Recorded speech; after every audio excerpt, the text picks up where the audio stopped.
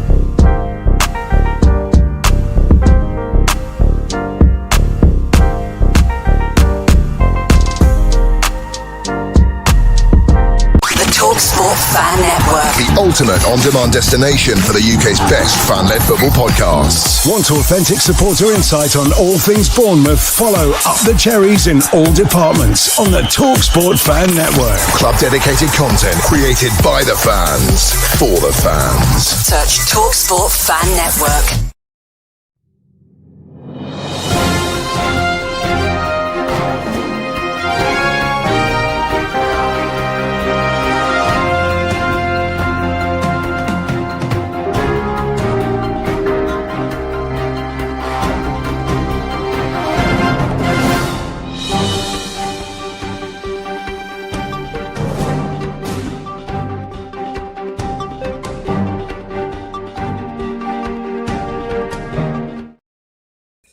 Hello everybody and welcome back to the channel. This is the Up the Cherries in all departments transfer show live, and this is of course transfer deadline day. We've got loads coming up over the next couple of hours.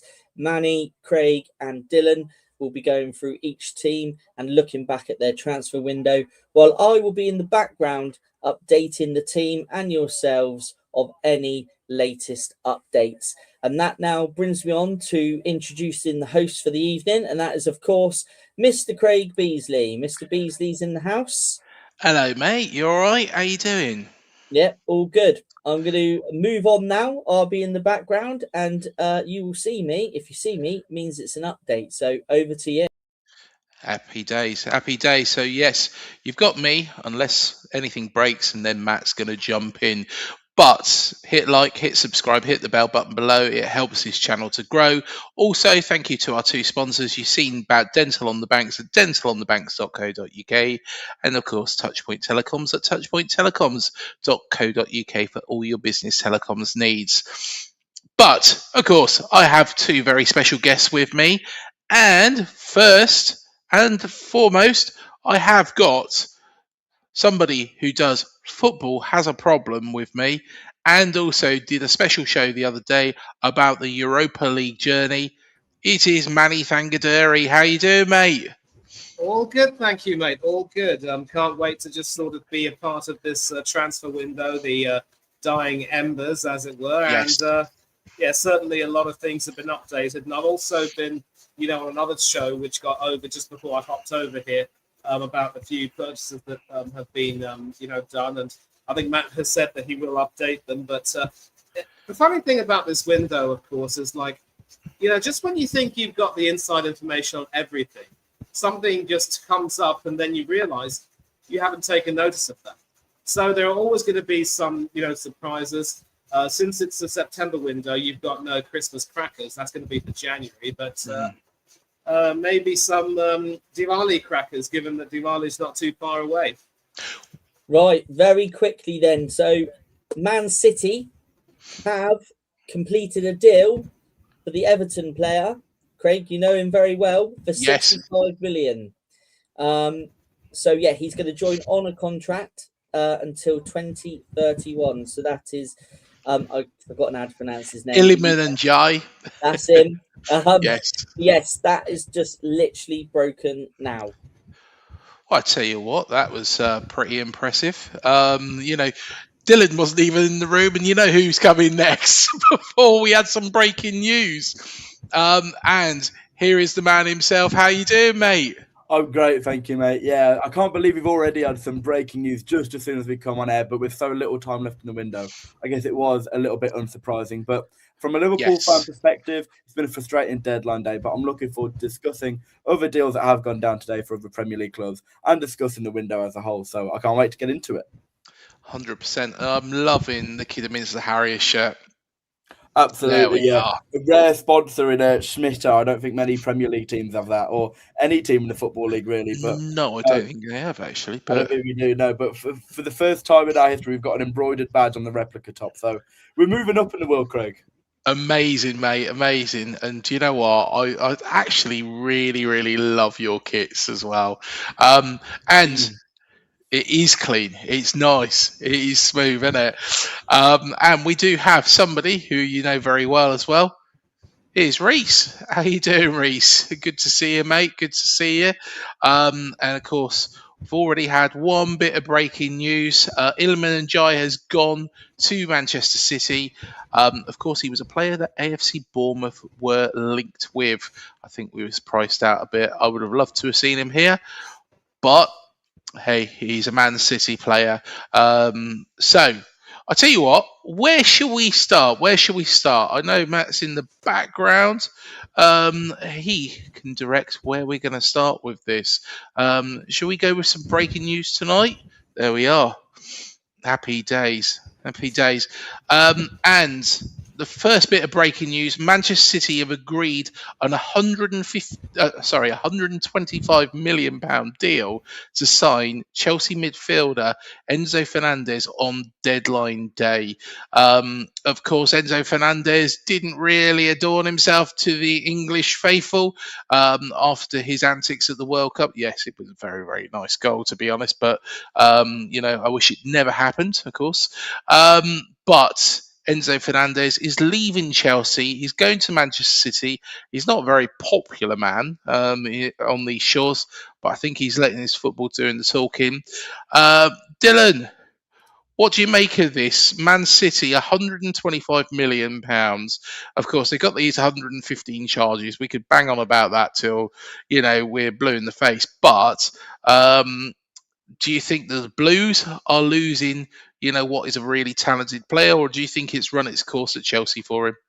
Yeah, definitely. It's a really intriguing deal from all perspectives. Look, like you said, it felt like his times maybe on English soil were done after how he behaved after Argentina beat England in the World Cup semi-final. Seemed like he was going to go to Real Madrid, but that was also the case for Rodri. And now neither player are going to be playing at the Bernabeu next season. So Enzo Fernandez, will be a Manchester City player, relinking up with Enzo Maresca from their time in Chelsea last year. This is now a British transfer record sale, record deal even, following on. It matches how much Liverpool spent on Alexander Isak this day last year, no less, as well. So, it's a really interesting one. Fernandez, I think, is a really interesting player because, for me, I'm not sure if is he really world-class. Would I describe him as that? That's what the fee is suggesting. I think he can do a lot going forward. He can do well defensively. I think last year in the Premier League, 10 goals, 4 assists. So a good return for a midfielder, no doubt. But I do think he'll work really well at Manchester City. He's under a manager that he knows really well in Maresca. He's got a really nice midfield dynamics that he knows he can slot right into. And there are rumours as well that he's going to play a role in the captaincy team and Manchester City now as well. Maresca was adamant that he wasn't going to select his captain's group for the season until all was said and done in the transfer window. Was that because he knew he was after Enzo Fernandez, a player he knows really well, and wants to introduce him to that? So, a British transfer record for Enzo Fernandez. It's a really odd sentence to say, but from a Chelsea perspective, he's played a really crucial role in some of their recent success, winning the Club World Cup, winning the Conference League last year. And after signing him from Benfica for just over £100 million, they've been able to turn a profit on the Argentine after not really pulling up all the trees and really reaching the heights that they probably thought he would. So from a Chelsea perspective, I think they'll be happy to let him go and be able to make a profit on him. And then for Manchester City, they've got a good midfielder on their hands. How far he can go further in his game, I'm not really sure. I think that Fernandez has kind of reached the level. I'd be surprised if he can beat a world beater type of midfielder like Declan Rice, Vitinha, Rodri can be. So it's going to be interesting to see how his Manchester City career pans out. But for now, he's the most expensive player the Premier League has ever seen, alongside Alexander Isak, and that's certainly an intriguing statement to make. It certainly is. It certainly is. And, we've already got one comment about Enzo Fernandez. Let us know in the comments what you think about Enzo Fernandez. And it's that. Enzo Fernandez equals rat. Yes, I'm pretty sure a lot of fans across this country will think that. Manny, I think you had a computer technical problem there, but you're back with us, mate. Yeah. What do you make of this deal? Well, it's one of those deals more than anything else where basically both the clubs seem to be just happy that it's over and done with. There was, of course, a lot of talk about how Enzo would probably be leaving Chelsea. And, the sad part is, I remember you, Craig, making it crystal clear that you did not want to see Argentina win the World Cup. And I'll tell you what, Yes, because of guys like him, I completely understand. I think guys like him, Christian Romero, and one or two others are really just a bunch of absolute, for want of a nicer word, toughs.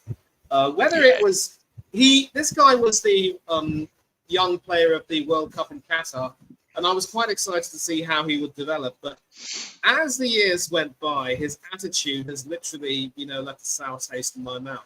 Whether it was the singing of that ugly song after Argentina won the Copa America, or his antics on and off the field, his own off-field life, where apparently he ditched his loving family because he wanted to enjoy a single life and enjoy being single, so to speak, once again. And then, of course, he followed in the footsteps of Pedro Monzon and Gustavo Dossotti by getting himself sent off in the World Cup final, costing the legend Lionel Messi what would have been a very well-deserved second World Cup, in my opinion. I can't stand him. I can't stand him for the way he conducts himself. And I think a large number of Chelsea fans will say, you know what, we're just better off without him. His talent is not really, worth it. It's not worth keeping him. And so if it does seem to me that Maresca enjoys working with Enzo. And as Dylan mentioned, he played a reasonably pivotal role in them winning the Conference League and the Club World Cup when Maresca was manager at Chelsea. So it seems to be a decent move. But I also would like to think that if there is no leadership vacuum at Manchester City, some of the senior players will definitely put him in his place. So I'm not too sure that would have happened at Chelsea, really, because if anything, it could very well have been that he was regarded as more or less one of the lads. And Xabi Alonso has now made it clear that he wants to try to get rid of some of the troublemakers and disruptive characters in the team and build a stronger team that could challenge, to get back amongst the elite. And already there's talk about how Chelsea could very well end up, challenging for the league. I'm going to say now, unless they sort out their defence and midfield, that's not going to happen. But, it's going to be fun. They'll score a lot of goals. As far as Enzo's concerned, I wish him good luck.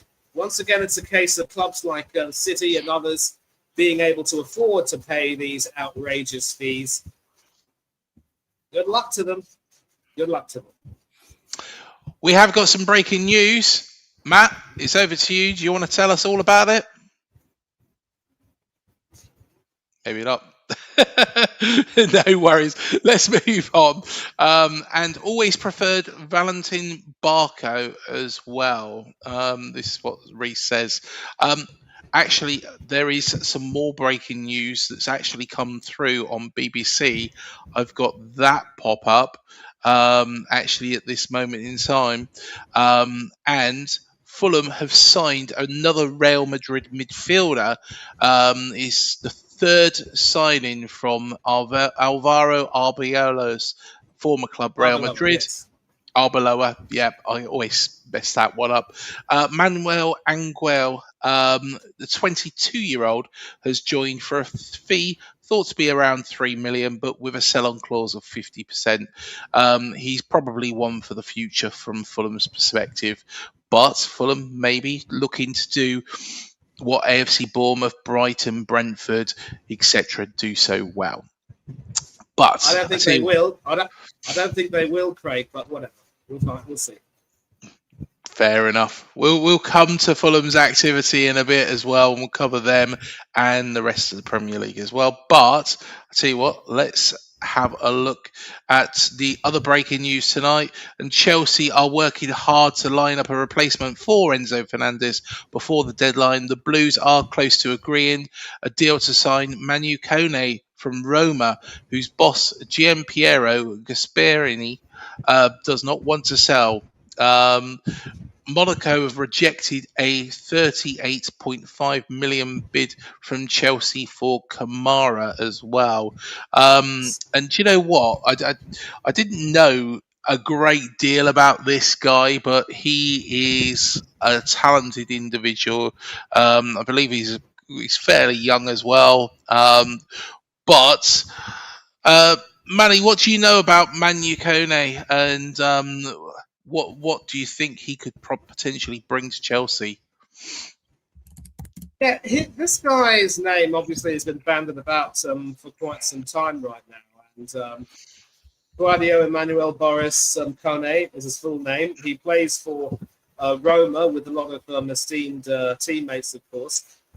It's his second season at Roma because he was on loan at Roma from Borussia Mönchengladbach. And, of course, now he is, as you mentioned, Craig, working with Gasperini. Last season, of course, they were in the Europa League, and they had also signed Daniel Marlin from Aston Villa to sign for Roma in January. And Marlin has since then been teaming up with Paulo Dybala, literally balling out. And so Kone seems to be a pretty important component of that Roma team. And by all accounts, they probably were expected to be the side that would give Villa a challenge in terms of winning the Europa League trophy, but they lost to Bologna. But they did, in fact, qualify for the Champions League by virtue of their league position. So if we just take a look at where they are now and how... Just before you do that, hold fire for a second, Manny. Hold that thought. Matt's got some breaking news. Yes, so Robert Sanchez, the Chelsea goalkeeper, has signed for Como, and he is signed a season-long loan deal. And the player is said to be looking very forward to the challenge and to be competing once again for a first-team place. So that's Robert Sanchez from Chelsea to Como. There we are. Lovely stuff there, lovely stuff. Some business between the former Spain teammate Xabi Alonso and Cesc Fabregas, and that's really lovely. And of course, with Emi Martinez joining Chelsea, Sanchez's days were more or less numbered. But Sanchez has the consolation of playing in the Champions League. Yes. Good luck to him. Now, as you were saying, yes. Yeah. Back to Kone. Obviously, as I said, he was. He is now, of course, seen to be a really important component in this Roma team that will be competing in the Champions League. And as I speak, they are in fact top of the league, top of Serie A with 2 wins from their first 2 games. They've scored 8 and conceded none. And they are looking to really launch a strong challenge for the Serie A title. I think Inter Milan will probably be the team and they'll be fighting. AC Milan might drop off. And of course, as we were speaking about, Craig, you will be playing the Rossoneri in Europe. They'll be coming over to Deep Court. I hope the place is going to be rocking, mate. That's going to be something you do not want to miss. And I know that Mr. Harrison will agree. So, yeah, they've started really well, and they will be in the Champions League. 2 4-0 wins, of course, for Roma so far. And if we, of course, take a look at the...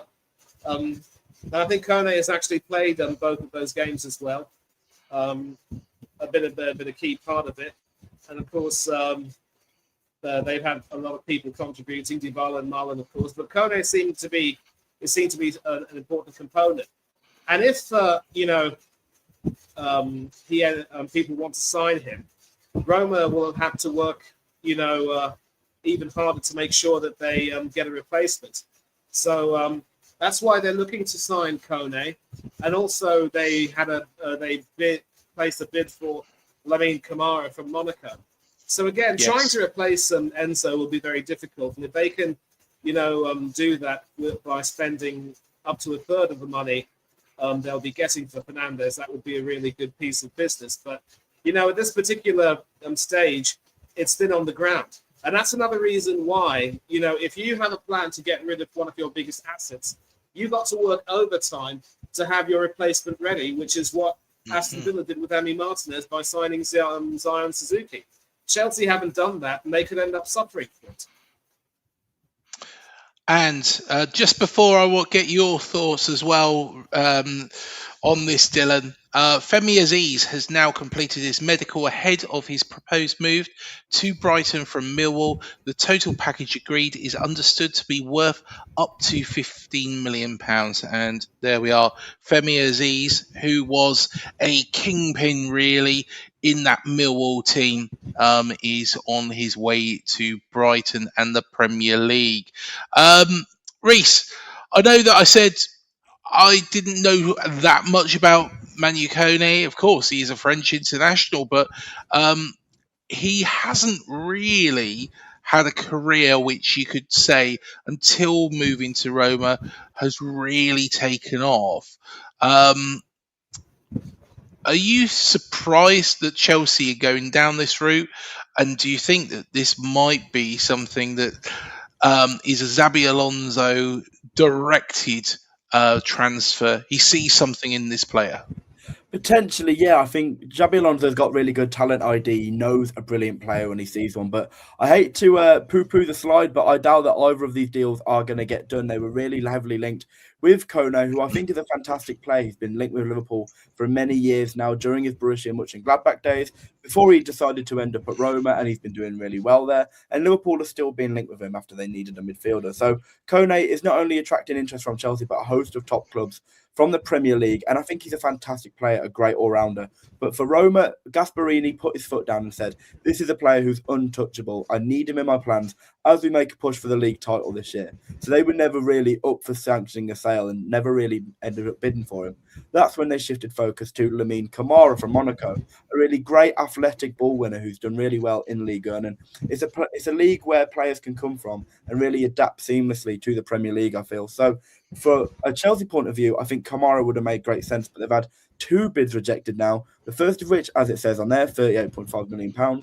Then a second bid around 42.8, which is the equivalent of 50 million euros. But Monaco are still putting their foot down and saying, we don't want to let this guy go. So unfortunately for Chelsea, I can't see them getting an Enzo Fernandez replacement in straight away, which does leave their midfield options looking slightly thin. We know that they've got Reece James, who can fill in there if he's fit. Romeo Lavia scored his first Chelsea goal on the weekend, but can he stay fit for the season? We know the quality Moises Caicedo will offer, one of the best midfielders in the Premier League, if not Europe. And he is still looking quite injury prone. And even today, after selling Fernandez, it does look like they're going to loan out another midfielder in their Portuguese youngster. Dario Wasugo is going to be another one of many young players who's going to go find some minutes at Strasbourg in Ligue 1, their sister club. So for Chelsea, despite the fact they have signed Jordan Henderson and Valentin Barco this summer, have thinned out their midfield options today on deadline day. So if they do bring Kamara in the end, I'd be surprised. But he would be an excellent addition, as would have Kone. So could Kone join a bigger team in the future? Potentially, I could definitely see that if Roma do some more squad planning and get a good replacement for him, if they can get a really decent fee for him, which I think they could. But for now, I don't think Chelsea are going to be able to replace Fernandes in the next hour and a half. So probably we'll go back in for someone in January. Yeah, and that's the thing. This would be a really good signing for Chelsea, proving that you don't have to, go shopping at the high-end stores like Harrods or Waitrose to get what you want. You can do your scouting and get some good talent for a smaller fee. But the timing is just horrible. And I think I would have to agree with Dylan that unless they, pull a rabbit out of the hat, they're going to end up short in midfield. Good for me. They're coming to the Emirates on Sunday. I hope we give them a pasting. He had to add that in there. I just want to, before we go on to AFC Bournemouth's window, just go through some of your comments as well. Harry said, Reese, how are you feeling about the Sanchez move? Reese said, probably overdue. Did like the bloke, though. Walking in the Sanchez wonderland. Can we get breaking news updates on the Stoke-Norwich game, please? I'm a goal away from £40. Hopefully, fingers crossed, it works in your favour, Reese. Honestly, if it was me, I would send him off to Como in a canoe. Not a big fan, Harry. I'm guessing of Sanchez. Nah, he's a good lad, says Reese. Monaco need to sell somebody before deadline day. They've dropped their asking price to 50 million, which is what our initial offer was. Here we go for Kamara, Rice on cue, and Lamine Kamara. Do.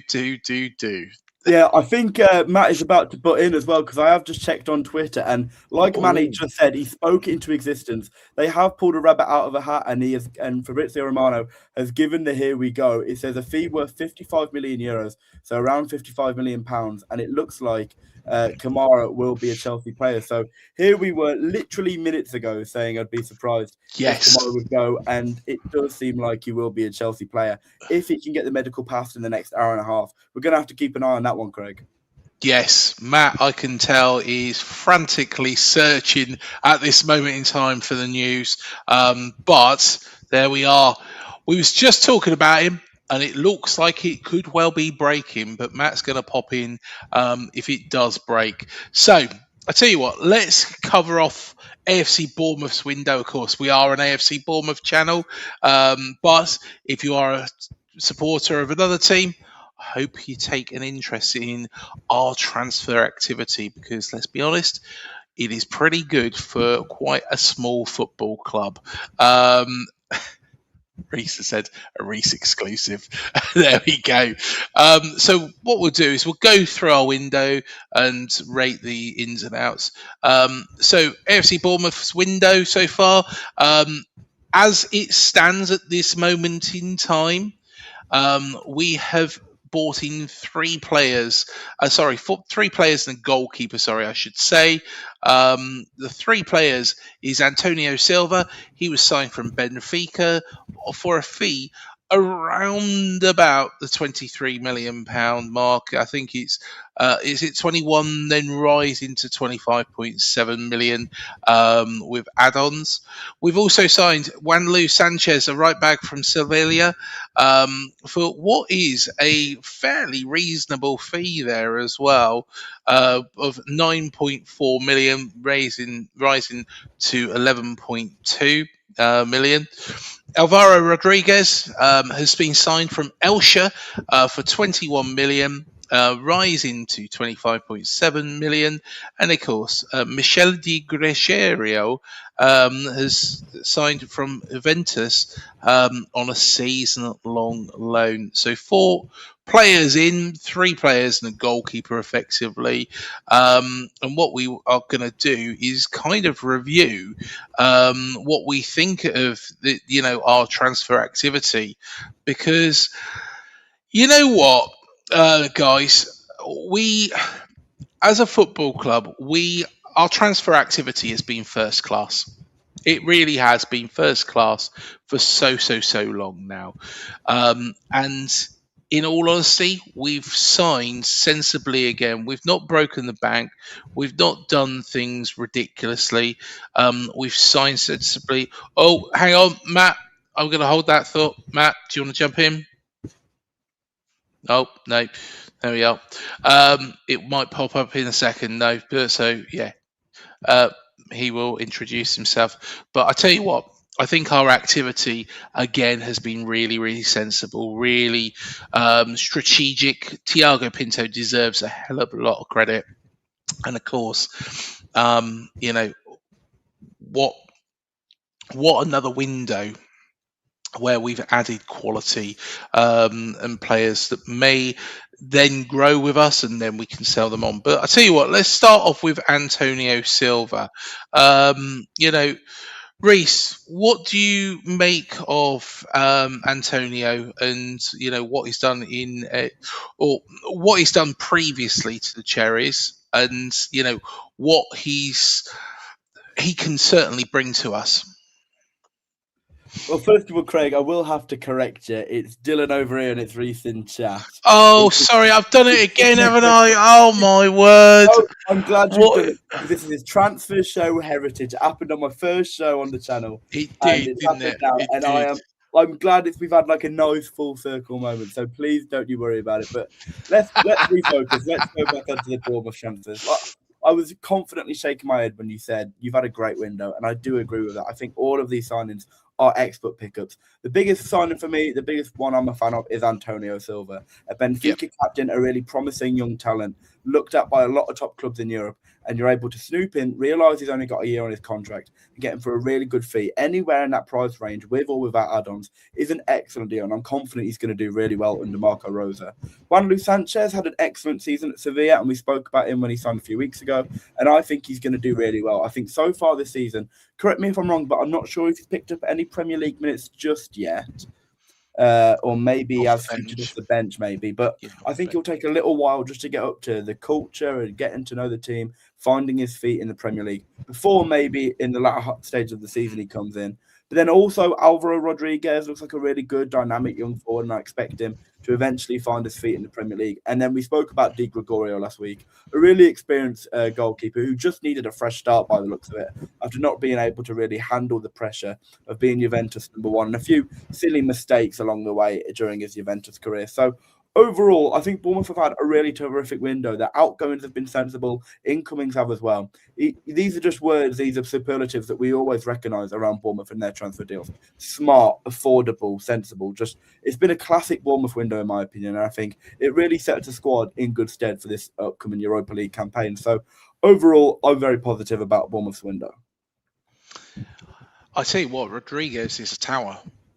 I didn't realise what a tower he was until he come on against Everton. And I think it offers a different dynamic, a different approach to our game. It's something that maybe we were missing a little bit after Kiefer Moore left the club. Somebody who can really get their head up on it. Okay, don't get me wrong, Enisu now could do that, but he didn't do it enough. So I believe that might be another option that is in our arsenal now. But Manny, from these players, do you see it as a good window, and how do you rate our activity? Pretty good. I mean, obviously, Silva was signed as the replacement for Marco Senesi, who, of course, went to Tottenham Hotspur.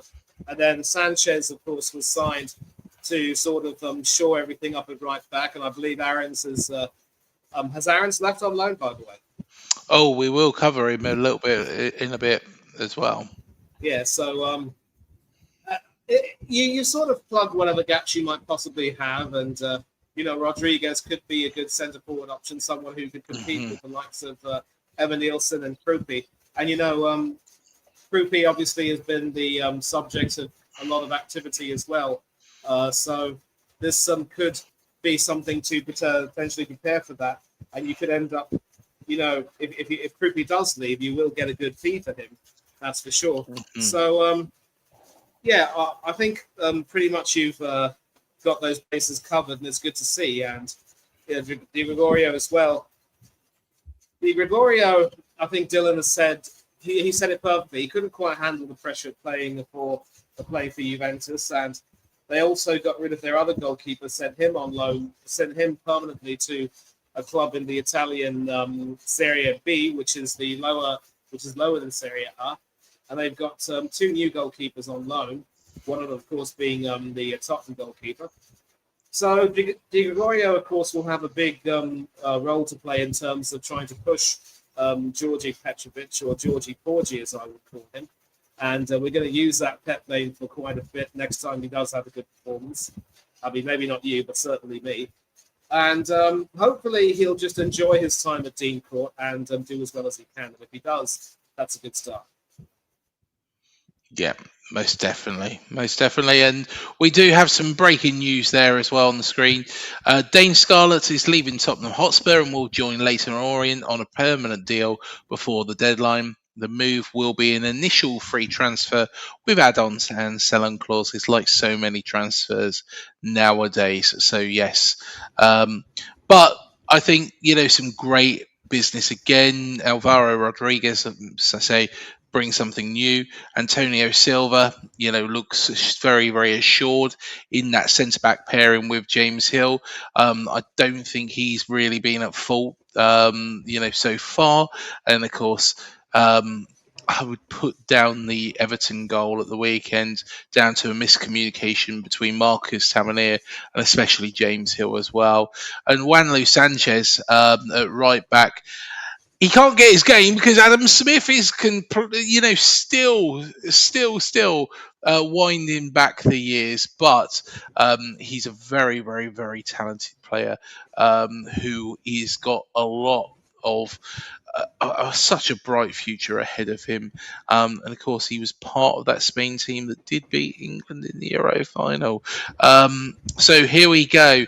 Kamara deal. Chelsea have agreed a 47 million deal with Monaco for Lamine Kamara. The midfielder is set to sign a 6-year deal pending a medical. So there we go. Matt will no doubt jump in if anything big comes up. I just want to go back to the comments. Where's Mr. B for life? He's probably buzzing around. He'll be in later on, no doubt. He might be. He's actually on another stream right now, and he did a stream earlier on his channel. He's on another stream, and so he might possibly buzz back in. But to answer this question, I was discussing this, Reese, on Steve's stream, and all I can say is, we're getting what we deserve. It's as if, we seem to think that because we're the champions, we should have a right to expect people to want to come and join us. And then, in a way, I'm reminded of this Aesop fable of a lion who, finds a rabbit and is about to eat it, but then sees a stag thinking that he could have a better meal. But then the stag is too quick for him. And, he gives up that chase and goes back for the rabbit, but then the rabbit's gone. It's like, if you want too much, more often than not, you end up with nothing. And just speaking of the devil or the bee himself, he has buzzed in. And Reese, he couldn't stay away from you, mate. But back to your question. All I can say is I think Steve will agree with me because I said we were talking about this. It's like if you want to just buy someone who, can solve your problem, because we were looking for a left winger to complement or compete with Christos Solis. You just go for someone who may not exactly be a high-end purchase, but someone who has some good credentials and who can do a job. And Chelsea have just done that now by getting Camara to replace Enzo. But it's good business sense. But we have this idea that we either don't want to pay enough for some of the better purchases on the market, and we still want to try to sign, some really good players at the high end. It's like we want to try to shop at Harrods and Marks and Spencer and Waitrose, but we don't want to spend our money and the money that they want us to pay. And we think we can dictate the terms. And in the end, as Reese says, we get food shamed.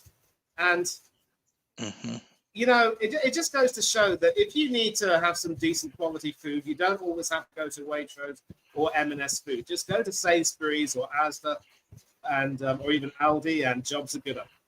I would avoid Tesco's like the plague. We're going into supermarkets, and I tell you what, latest news: David Ornstein has said Everton want Josh Zirkzee from Manchester United. Balogun deal falling through after a failed medical. So there we are. So Everton are on the prowl. Just want to quickly go through the comments. Reese has said, here he is, buzzing all over the gaff. And Mr. B has said, big up Craig, Manny and Dylan, plus Reese as well. Cheers, mate. Cheers for coming to join us finally. Buzz, mate. Buzz. Buzz. When Brentford's coming to Dean Court, they can buzz off with 0 points. But yeah. Moving on. There has been some outgoings at AFC Bournemouth, and actually probably more than we actually realise. Hamid Traore, the left winger, has gone to Marseille for between 6.5 million and 7.7 million. Luis Inistera has gone to Cruzeiro for 3.7 million. Marcos Senesi, unfortunately has gone to Spurs on a free transfer. Enes Unal has gone to Getafe, also on a free transfer. Roman Favre, attacking midfielder, has gone to Auxerre on a season-long loan. Alex Paulson has gone to Motherwell on a season-long loan. Maka Akinboni has gone to Dundee FC on a season-long loan. And then Archie Harris has gone to Wigan Athletic on an undisclosed free transfer. Not a free transfer, undisclosed fee. So, Dylan, I'm going to come to you first with regards to the outgoings, and then I'll come to you, Manny, and then I'll give my thoughts on this as well. What do you make of the outgoings? Are these players going to be a loss, or is there certain players that are going to be a loss to Marco Rose this time round? Yeah, I think the way I'd group the first half of this list would be players who have, apart from Senesi, have just had their time at Bournemouth. For Yeah. whatever reason, none of these players, apart from Senesi, were ever able to find their feet and really show the best version of themselves in a Bournemouth top. I think Sinistera has some good moments at Leeds and showed some flashes at Bournemouth, but I think you can say the same for Traore, for Favre. I don't really know how you say it, but Favre, there we go. And the same for Unal. We discussed Unal leaving on a free, and we were unsure whether that was the best bit of business, when really he was a player under contract. Could that Bournemouth have got a little bit of money for him? Wouldn't have been much, but anything would have done, I guess. But yeah, apart from Senesi, these are just players that have had their time. But then you look at the bottom three, and I think these are all players with potentially bright futures ahead of him, especially Alex Paulson. I think he's an absolute tower of a goalkeeper. Yes. I believe from New Zealand or Australia, not sure which one. Believe it's New Zealand. New Zealand, yeah. New Zealand. Could definitely be a future international for them there. And I think could definitely be a future Premier League goalkeeper if the dominoes begin to fall for his career, and hopefully that will kickstart at Motherwell. So overall, yeah, it's been a really interesting window in terms of outgoing for Bournemouth. I think we can absolutely praise all the incomings that have been coming in, but then also some decent outgoings there as well for some good fees for players who were always going to be fringe. So if I was Marco Rosa, apart from Senesi, I wouldn't be losing much sleep over not having any of these players at his disposal this season. But obviously, as a Bournemouth fan, maybe you feel some affinity towards some of these players. So those are my thoughts on them. But obviously, I'm excited to see what you've got to say on them, Craig. Yeah, Alex Paulson, very, very quickly. He is a Kiwi, so from Auckland. And there was a little bit of rage in New Zealand after he actually signed for AFC Bournemouth, because we bought him from Wellington Phoenix, and then loaned him straight out to Auckland FC, which of course is Bill Foley's new A-League team. So there we go. Manny, what do you make of these players? Do you agree with Dylan, or have you got other thoughts on some of these players? Oh, we can't hear you, Manny. Yeesh, it always happens, mate. Yeah, listen, there are one or two players in this list, Craig, that you and I were speaking about who we thought could potentially do a job. Someone like Enes Unal, for instance. I remember you signed him, and he did make a few substitute appearances under Iriola. Yeah. I don't know how many goals he necessarily scored and how well he necessarily did, but I don't think there can be any denying that he did make a pretty important contribution to Bournemouth finishing as high as you did, and of course, securing European football. You were sixth, if memory serves me right. It was Villa who finished in fourth, and Liverpool were in fifth. And he's now with Getafe, having left on a free. When he was at Bournemouth, I think he had two seasons. I think he was on loan with you for the second half of 2023-24, and then 2 full seasons. I think he played 39 appearances. Only really scored 3 goals in the league and 5 goals in total. So it could very well be that maybe his return wasn't really justifying the faith in him. The goals probably dried up a bit, and maybe it was best that he would, leave for pastures new. And he is also, of course, a former Turkish international. I think his last cap was in 2024. So this could very well be a case, as Dylan was saying, of someone who I think has just not been able to really make the most of his opportunities. Romain Fabre could potentially have been an option, but maybe he just wasn't able to compete really hard enough with the likes of Tavernier and Kluivert and others. So you've maintained that strong core. Fabre could have perhaps been a good option, but maybe, again, if you analyse his performances, it could very well have been a case of him not really able to make the grade. So I suppose I could agree with Dylan, really, that it's a case of a really good window when you take some players out that just aren't cutting it. And in fact, he's ever since he joined Bournemouth, Fabre has been loaned out from pillar to post back to France. He had a stint in Saudi Arabia on loan with Al Tawoun, and then another loan stint in France. So, those were two names that sort of stuck out. But again, you've got to know when to let some players go who just can't really make the grade. So, Sinistera was another one we remembered very well. It could have been that his time had also passed. So, on the whole, I think I'd have to agree with Dylan. It was certainly a very good win. Well, I just want to mention a latest update. Manchester United explored a move for Manchester City fullback Rayan Ait-Nouri as they look to reinforce their left-back position on deadline day. Of course, Rayan Ait-Nouri used to play for Wolves, and was a little bit of a regular in their side. So Manchester United explored a move. So I just want to quickly touch upon my thoughts for the outgoings of AFC Bournemouth. Before we do that, Sancho's future, Barca has, which is, I believe, a Spanish paper, isn't it? Report Jadon Sancho is on the verge of joining Palmeiras. A 2-year contract has been put forward. So Jadon Sancho, who's not had it his own way, could be finally getting a fresh opportunity and different move to maybe re-establish himself. There's a lot of talent there. I think he just needs a little bit of love. But let's just go.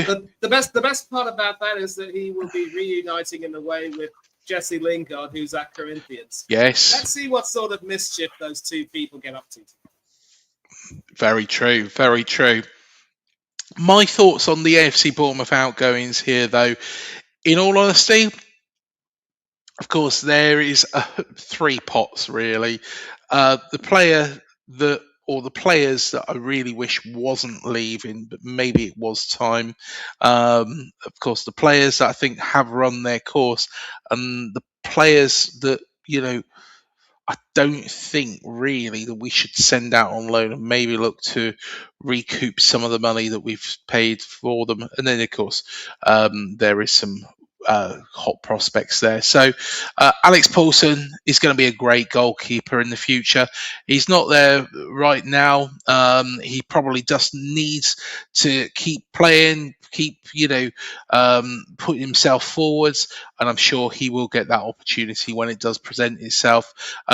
Akinboni, again, very, very talented individual centre back, but again, somebody that just needs a little bit of TLC to get him where he wants to be. Romain Fabre, for me, he signed from Lorient, attacking midfielder. I personally don't think he's really ever done anything that well, be it on loan or, in a Cherries shirt, which has been very, very few and far between. I think there's probably about 2 games he's played. So, Romain Fabre, a season-long loan, I'd actually sell him. Just want to quickly butt in here. Latest news, Sunderland's pursuit of Dodi Lukembakio looks to be over, with a decision made for him to stay with Benfica. So there we are. There's some latest news. NSU now, disappointed he's going, but at the end of the day, I think it's the right choice. I think he needs to come off the wage bill. Marcos Senesi, devastated he's going. Such a talented centre back, and he will really be a asset to Tottenham Hotspur this term. Hamid Traore, I think it's about time, and Luis Sinistera. he will forever be loved for what he did against Everton at Goodison Park, turning that from a 2-0 deficit to a 3-2 win. I think, honestly, it's time for him to move on. I think he's been very, very unlucky with injuries. I think maybe his race is run here and in the Premier League. Palace double swoop is happening as well. Just to jump in, Crystal Palace are closing in on the double signing of Quentin Timber and Ben Chilwell. So there we are, some more news. So I did say I was going to have to keep jumping about. Hey, it's probably going to happen all night. Just going to quickly run through some of the comments. Buzz says, Harry. Core, everyone's buzzing now, says Reese. Mr. B for life, of course. Steve has turned around and said, because I said hopefully Brentford will buzz off with 0 points. He said, you're getting stung again there, Craig. Yeah, they always seem to do it to us, don't they? Barcola is a great signing for Liverpool, but 125 million is way too much. It's 123 million. He's corrected himself. Just a couple of problems with the tech that Mr. B flagged out with us. He said, we didn't lose our core player, so happy. So we have a massive squad also to cope. If we do get it this season, I'm guessing Europe. And you didn't lose Alex Scott, more importantly. Come on, don't rig that. Hopefully, fingers crossed, Alex Scott will be staying at AFC Bournemouth. I think he will be, but of course, until the window's closed, anything could happen. Risa said, my boy, Ben Chilwell. And Mr. B for life. I wondered what happened to Chilwell, a talented player, but again, somebody who I think has hit a little bit of a rocky patch. Hopefully, he'll make it back to the very, very top. Now, there could be some late Cherries movement. A lot of people are thinking that AFC Bournemouth's activity is done for the evening and for this transfer window. But Leeds United and West Ham are both looking at potential late moves for Cherries fullback. Of course, Max Aarons. Dylan, take it away, mate. Do tell us a bit more about this. Yeah, absolutely. So we've spoken a lot in the last few weeks in this transfer show about the future of Max Aarons. We've all praised him as a player and his attitudes. I think this is a player that when he first came to the Premier League with Norwich really impressed. He got linked to a lot of top clubs like Liverpool, Arsenal, I think Manchester United. I remember some of those links, but eventually did sign for AFC Bournemouth. And I think at times he's shown the player that he had the potential to be. And I think he's been good in place for Bournemouth, but could never really stay fit. So there was lots of speculation that we've been speaking about that maybe he could be leaving Dean Court before the window's over. And if it does happen, I think it's going to be very late. As you say, we've got just over an hour until the window slams shut. But as it says on there, Leeds and West Ham both looking at the potential move for him. I think Leeds' interest, as I understand it, has cooled a little bit now. I don't think they're going to end up going for him. But West Ham, they've just, or they're still playing at the minute, I believe, against Wolves. So potentially after that game is done, they can get the cogs turning to get this deal over the line in the background at the club. But I think he'd be a great signing for West Ham in the Championship. They'd probably look to get him on a loan basis, it seems to be, if he was to depart. And I think that'd be sensible for all parties. As really what Aarons needs, he just needs regular first-team football to stay fit, show the quality that he's got, and just get some regular minutes under his belt. So if any movement was to happen, BBC reported at the start of the day that there was lots of calm around the club, that it was always expected that after Di Gregorio signed, that would be the very last incoming for Bournemouth. Then it would only be departures and minor ones of that, as I would count Aaron's in that as well. So for now, it seems like he will be a Cherries player, but there's still a lot could happen in this last hour. Who knows? Maybe we're cursed. It was only half an hour ago we were saying that I doubt Kamara would end up being a Chelsea player. Then an agreement was struck literally moments later, and he's having his Chelsea medical as we speak. So who knows? But if I had to bet, I think he'd probably be a Cherries player next season. Matt, with some breaking news. Are you going to tell us Max Aarons has just moved? I'm not. I'm just going to say, all I'm just going to say is that it's just been made clear that the green light has been given by the player, Milik Fanana, for Sunderland to complete the paperwork. So that deal should happen and should be completed in time for the closure of the window, or at least the paperwork that needs to be completed for the finer details to be completed after the transfer window shuts. But yeah, see you in a bit. There we are. Short and sweet. And that is the Cherries news at the moment. So, no Iliman Njai. He's gone to Manchester City. Will Alex Scott stay at AFC Bournemouth? Bloody hope so. Max Aarons, is he on his way? He's got an hour to do it, or has he? Because I just want to bring one thing up, and I'm just going to explain this very, very, very briefly. I'll just go full screen whilst I'm explaining this.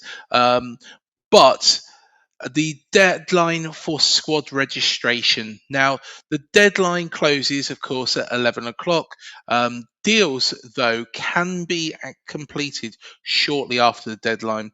In order to do that, clubs must submit a deal sheet to the Premier League prior to 9 p.m, allowing them an extra 2 hours after the deadline with the Premier League's blessing to complete a late move.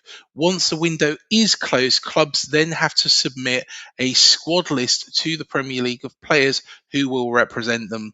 While there is no official deadline that is made public, it is understood the deadline is about a week after the window closes. So clubs cannot name squads of more than 25 players aged 21 and over.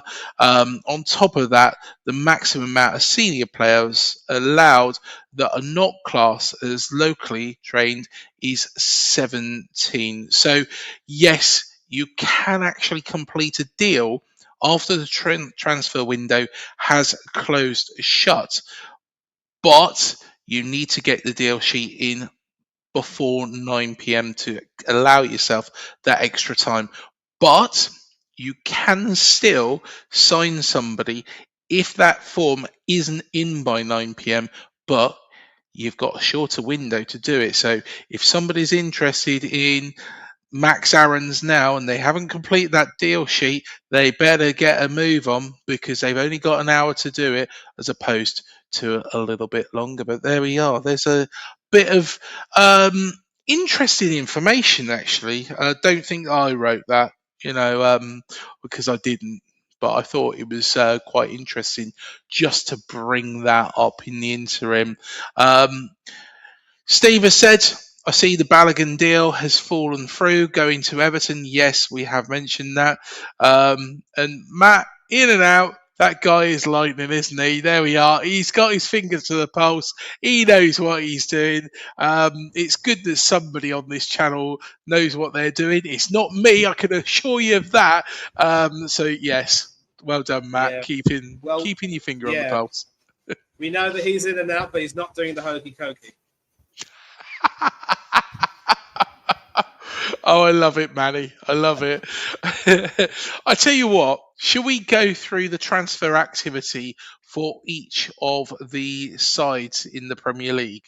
Shall we do that? Sounds like a good idea. Let's get it on the screen then.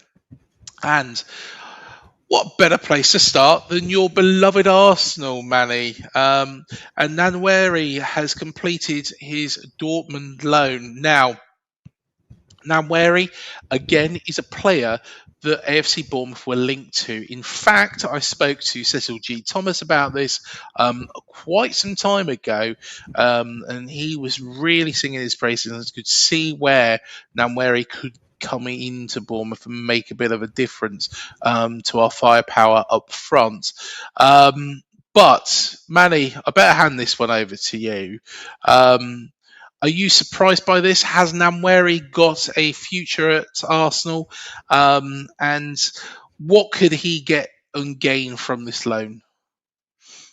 I don't think he has a future with us, sadly, Craig. And the reason why is because it's now crystal clear that Arteta just doesn't seem to rate him. And he doesn't seem to know how to use our youngsters and get the best out of them. It angers fans like me so much because he was, of course, our youngest ever Premier League player, having been given his debut at the age of 15 and 15 and a half, you could say. It was about 180 odd days. And whenever he was given some appearances, I believe, the season before we won the league, he was allowed to play quite a bit and really showed some quality. But then, last season, we all know he was on loan at Marseille. And it's as if when you have such talent in the youth, you've got to make sure you find a way to blood them in. Now, Arsene Wenger was very infamous for saying that, young players have to earn their right to play for the club and not expect to be, fast-tracked in on the basis of either their passport or, where they are playing as youth players.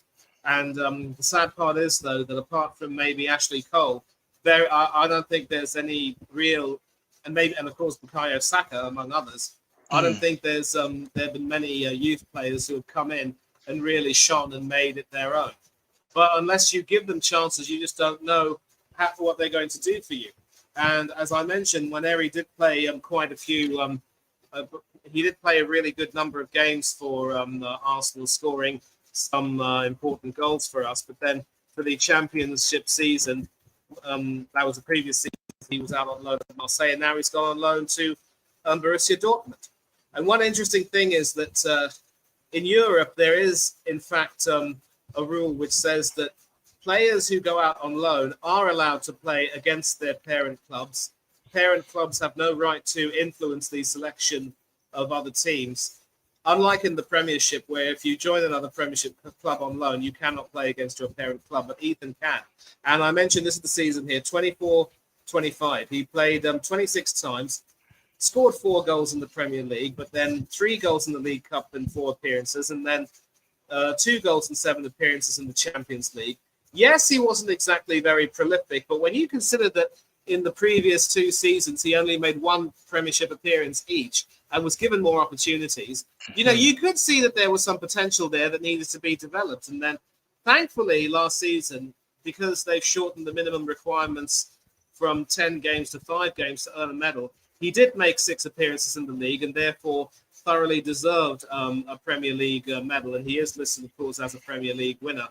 But if Mikel Arteta is going to continue to stunt his development, I just don't see him having a future. I think he might be better off either exploring opportunities elsewhere in Europe or for another Premier League club. And he's doing the same thing right now with another youngster in Max Dowman, who made a huge splash last season when he came on to substitute against Everton at the Emirates and helped turn the game around. I think he provided an assist for Victor Gyökeres' goal, which put us 1-0 up.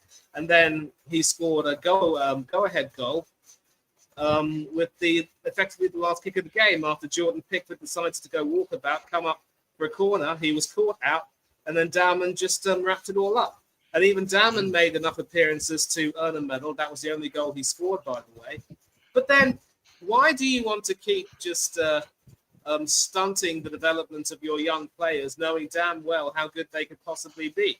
And I'm not going to have people say, it's the way Arteta is. He has high standards of what he wants from his attacking players. Don't give me any of that rubbish. We all know, given his preference for the likes of Kai Havertz and Martin Odegaard, that he doesn't give a rat's rear end about how good his attack is. And he gives even less than that about our youth players from the looks of it. So if I were Ethan, I would say, you know what, son, enjoy your time in Germany. If you play against us in the Champions League and score against us, I am not going to boo you. In fact, I will cheer for you. And I hope you find a way out of this club, away from this manager, and blossom elsewhere. You aren't going to get anything as long as Arteta's, at the club. And we'll see how well he does at Dortmund. I think there's a wonderful link between Borussia Dortmund and English players. They always seem to do quite well there. And maybe it'll be a case of adding another number to the score, as Neil Tennant would say.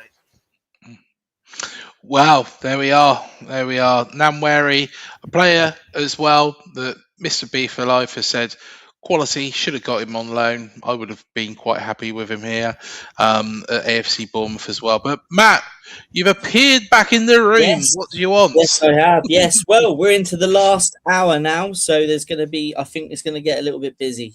So you might see a bit more of me over the next 57 minutes. But over the next 57 minutes, Craig, Manny and Dylan will review the next 18 sides. Obviously, we've done Bournemouth and now they're just going to finish off with Arsenal. That's their challenge for the 57 minutes, whereas my challenge is to keep you as updated as possible. So that's 57 minutes left. Well, 56 now of the transfer window. So could we be seeing deals for Sancho, Grealish, or even that man behind me there, Max Aarons? Who knows? But I will keep you updated. And lads, I shall leave you to carry on with the Premier League rundown. Well, Risa said we all want more money, so you got a big fan here. And actually, somebody's mentioned on Max Aarons. Hi, fellas. So is Max Aarons not going out on loan then? Potentially. Whoever wants to sign Max Aarons has to move quick. Is there conversations happening at Dean Court or at another ground with Max's agents? Who knows? We shall find out. Surely if Aaron stays with us, Sola needs to go out on loan. I think we could do it with another defender, as can't rely on Bafode Diakite. I think Bafode Diakite just lacks a bit of confidence sometimes, and I think hopefully Marco Rosa can get the best out of him, put an arm around him, and bring him back to the levels that we saw when he first signed from here, signed for the football club. I think he was excellent. I think he was really, really good. And then just during that dip, his head went, and I think it was a real shame. And Mr. Beer said, Matt the Scarlet Pimpernel has gone again. Yep, he'll keep appearing over this next hour. But I tell you what, let's cover off the rest of Arsenal's transfers. But just before we do that, Mudryk has joined Spurs on loan. Michaela Mudryk has joined Tottenham on a season-long loan from Chelsea. There we go. So let's run through the players that have joined Arsenal. So Bruno Guimaraes, I'm just always going to struggle saying this. Manny, can you help? It's Bruno Guimaraes. There we are. He says it so perfectly. Me, I'm struggling. Of course, signed from Newcastle United for 75 million.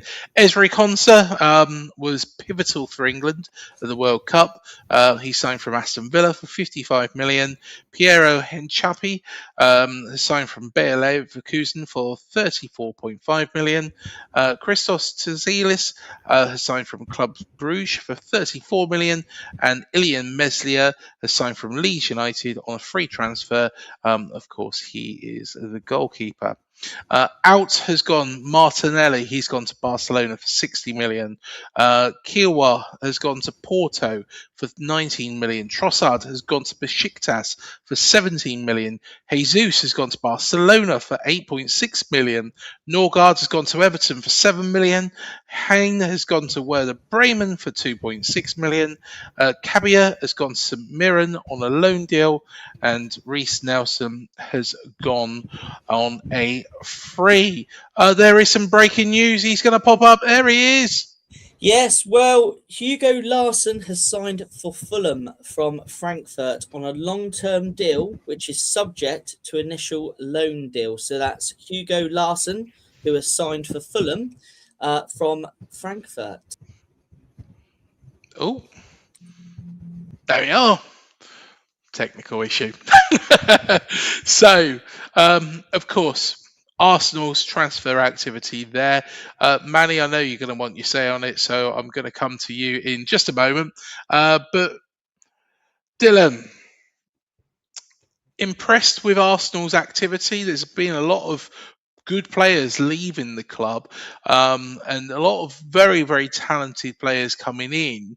Are Arsenal balanced? Are they going to be right up there again? Do you feel that they've strengthened, or do you think that the loss of Jesus, Martinelli might have weakened them a little bit?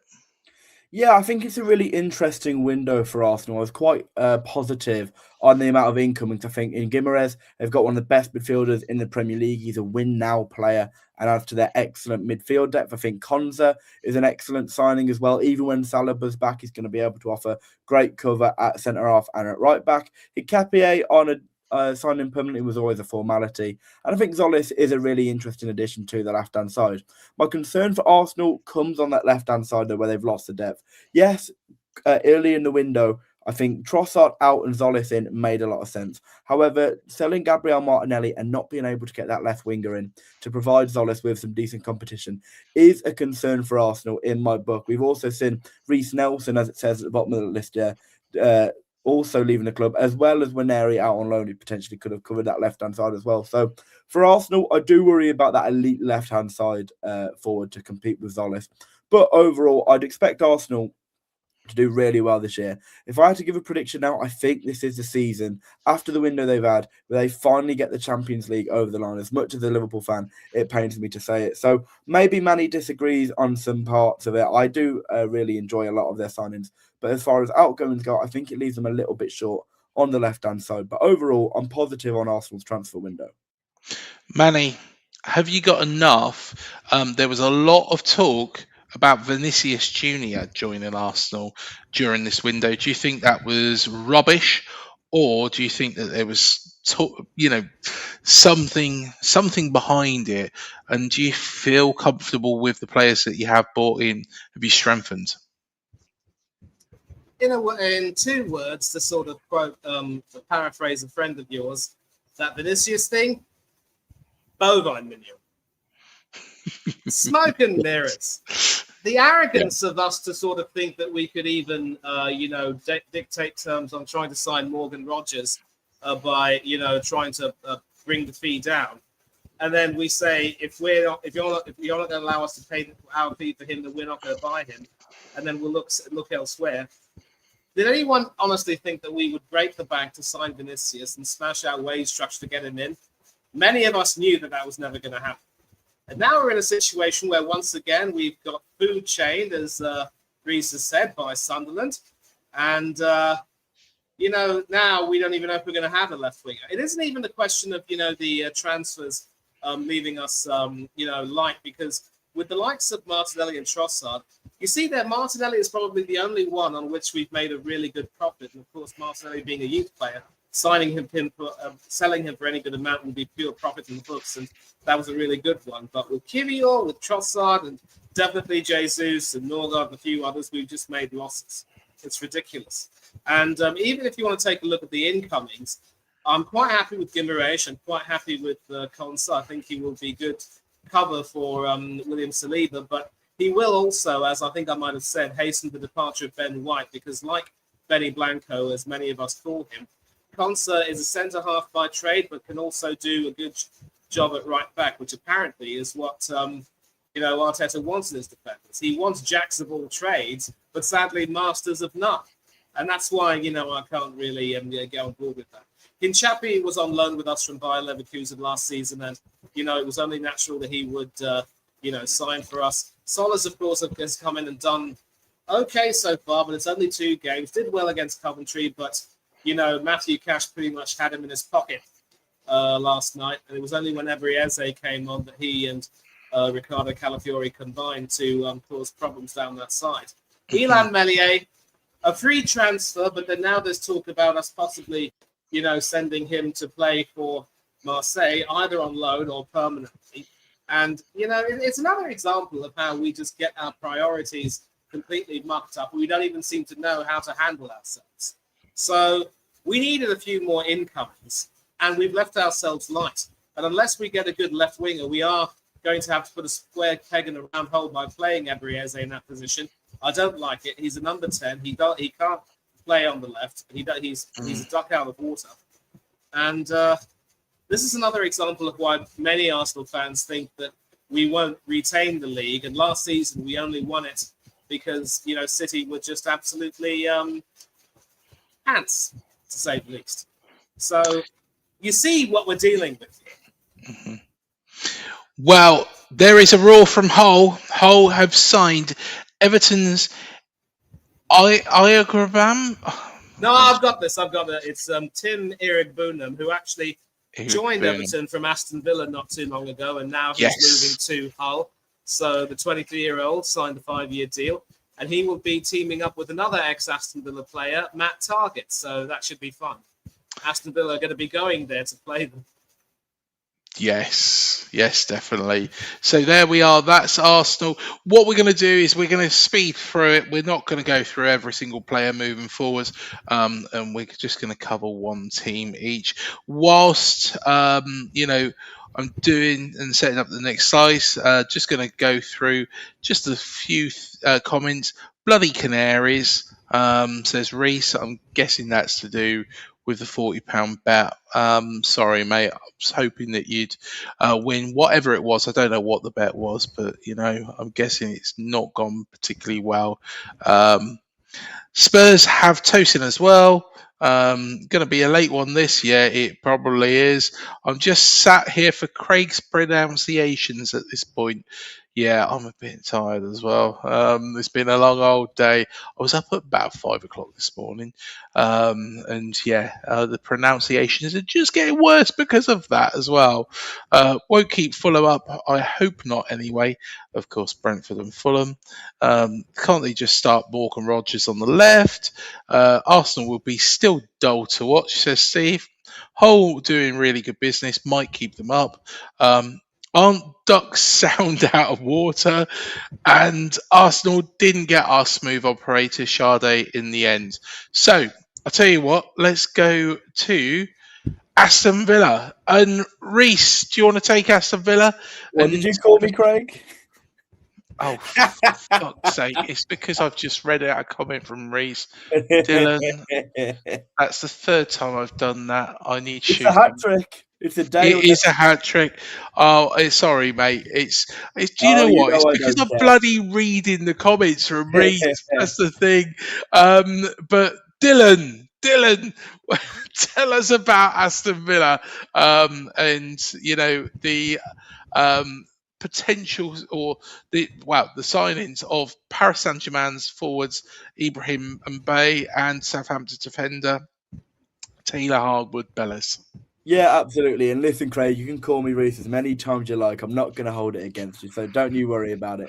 Let's get back on to Aston Villa then. Like it says on there, today they've sealed 2 signings. Taylor Hardwood-Bellis, experienced English defender from Southampton for an initial £25 million, and Ibrahim Mbaye joining for £47 million from Paris Saint-Germain. I think these are 2 really excellent additions. That takes Villa's summer spending over the £250 million mark. We know Mbaye is a Champions League winner twice now with Paris Saint-Germain. We know Hardwood-Bellis has featured for England on the international level and has impressed at Southampton and is now returning to the Premier League. So I believe if you go on to the next slide, Craig, we've got Villa's overall window there, ins and out. Yes. Overall, then, if you consider Mbaye and Hardwood-Bellis there, along with the abundance of incomings they've got, once again, I'm quite positive on Villa's window. Look, like Newcastle, they've lost a lot of key players. Look at some of the big names out there. Rogers, Konza, Watkins, Tielemans, Digne, some absolutely huge sales there. But then I think they've replaced them really, really well. Looking at some of the names on there, I think Suzuki is a great replacement for Martinez. I think Wan-Bissaka adds some brilliant defensive depth alongside Ruggeri. I think João Gomez is a decent Tielemans replacement. I think Jackson will replace Watkins very well. I really like Nicholas Jackson, and I think he gets a second chance in the Premier League. I expect him to take it as well. And Yohan Manzambi should be a good replacement for Rogers, though it will obviously be difficult to replace players of such quality in their seniority at the club, especially the likes of Konza and Tielemans, who would have been leaders in that dressing room. Overall, I trust Unai Emery. I think he's one of the best managers in Europe, and it doesn't matter who comes and goes out of his teams. I think you've got to trust him to get the best out of them. So for Aston Villa, do I think it's going to be perfect at time of the season? No, probably not. I think looking at the team they played on Monday as well, and this rough start they've had to the Premier League season, that's maybe to be expected. But I think once Unai Emery gets to know the squad he's got in front of him and they start to learn how to play under him, I think Villa will look a lot more steadier. So overall, I think Villa have had a decent window despite how many key players they've lost. And they've done some responsible business, some proactive business, and they've put Arsenal to shame. And so for all of those Arsenal fans who still mock Unai Emery, I know we beat them last night, but they could once again end up, pulling our trousers down and humiliating us. Do not be complacent and be respectful. That's all I'm going to say. Well, I tell you what, let's move on. Just a couple of comments as well. Suzuki, great engine. Harwood Bellis, Roy Keane's son-in-law, nobody messed with him. Yes, very true. Great replacement for Emmy Martinez. And time for Dylan to comment in the live chat, because that way I won't make any more screw-ups. Oh, breaking news, he's going to be in the room. There he is. Yes, I am. And Jack Grealish has signed a season loan deal with Everton. So that's Jack Grealish back to Everton on a season-long loan. Oh, not Everton. Sorry. Let's move on. You and me both, Craig. You and me both. Yeah, the world's most boring football club. Sorry, I've got so many friends that support Everton, but they are boring. Right, let's move on to somebody who isn't boring. I'm going to hand this one over to Manny. I'm sure Steve is going to absolutely go buzzing.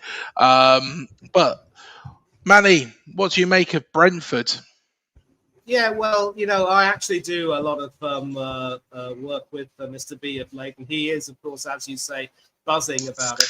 And I think he actually came in, in the chat pretty much, happy about his transfer window. He said it right here. We didn't lose our core players, so exceptionally happy. They do have a massive squad, he says, and they should also cope if they do get Europe this season. And of course, they missed out on European football last season by not a very big margin, of course. I believe they had a return to Liverpool for Jordan Henderson and Queven Kelleher that day, and it was also Mohamed Salah's farewell. It finished a 1-1 draw. So sadly, Craig, that meant that Liverpool couldn't finish above Aston Villa, and therefore you couldn't get into the Champions League. But Brentford have sort of been trying to build over this year or so. And you take a look at the players they've let go. Several of these players are actually really good players. Mikael Damsgaard, many England fans have reason to remember him for that fine free kick he scored against us in the Euro 2020 semi-final. But since then, I just don't think he's been able to, recreate the magic at Brentford. He has made some appearances, not quite scored too many goals. And I'm sure, Steve will continue to comment on that. Ethan Pinnock is, of course, a long-serving defender who's now gone to join Frank Lampard at Coventry City. Jordan Henderson has had his time truncated. He's gone over to join the old age pensioners group with Danny Welbeck at Chelsea. And, there are one or two others. Matt Jensen, of course, was a big player for quite some time, but he, has also left. And Yarmolia, the midfielder, has also gone, apparently, to Aston Villa. So I never knew that this happened, but Yarmolia could also potentially be a good cover as well for Unai Emery. They have João Gomes suspended. Amadou Onana is out injured. They did sign Goretzka, as was mentioned, but, Goretzka still has to get himself up to some speed, as do the likes of Mbaye and a few of their other signings, Manzambi and a few others. So that's the outgoings. And Steve obviously was, really buzzing about signing Mamadou Sangare from Lens, a club record signing of 41 million quid, saying that he will definitely be a good replacement for Yarmouk and or Henderson. He said it, their best signing. And of course, Elhaj Malik Diouf has been wanted for quite some time. He's been signed from West Ham. Another former Cherry, Jadon Anthony, has gone to them from Burnley, and another one has also joined from West Ham United, Jadon Anthony and Callum Wilson. And Yannick Schuster signed from Salzburg for about 12 million. So it's been a good window, and probably, this could very well prove to be a good season for Brentford, as long as they are able to, just maintain that level of consistency. And as Steve has said, they've kept more or less the core of the squad.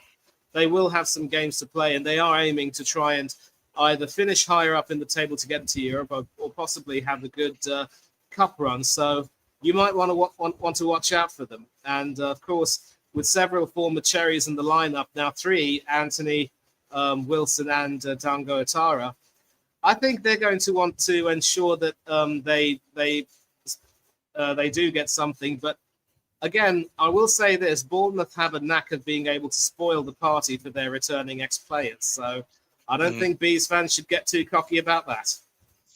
There we go. Well, Everton might be boring, but they're not being boring in this window, funny enough. BBC report Everton are scrambling for a striker. They have been rejected by Tammy Abraham. So, But what happened to Richarlison? Wasn't he supposed to go back there?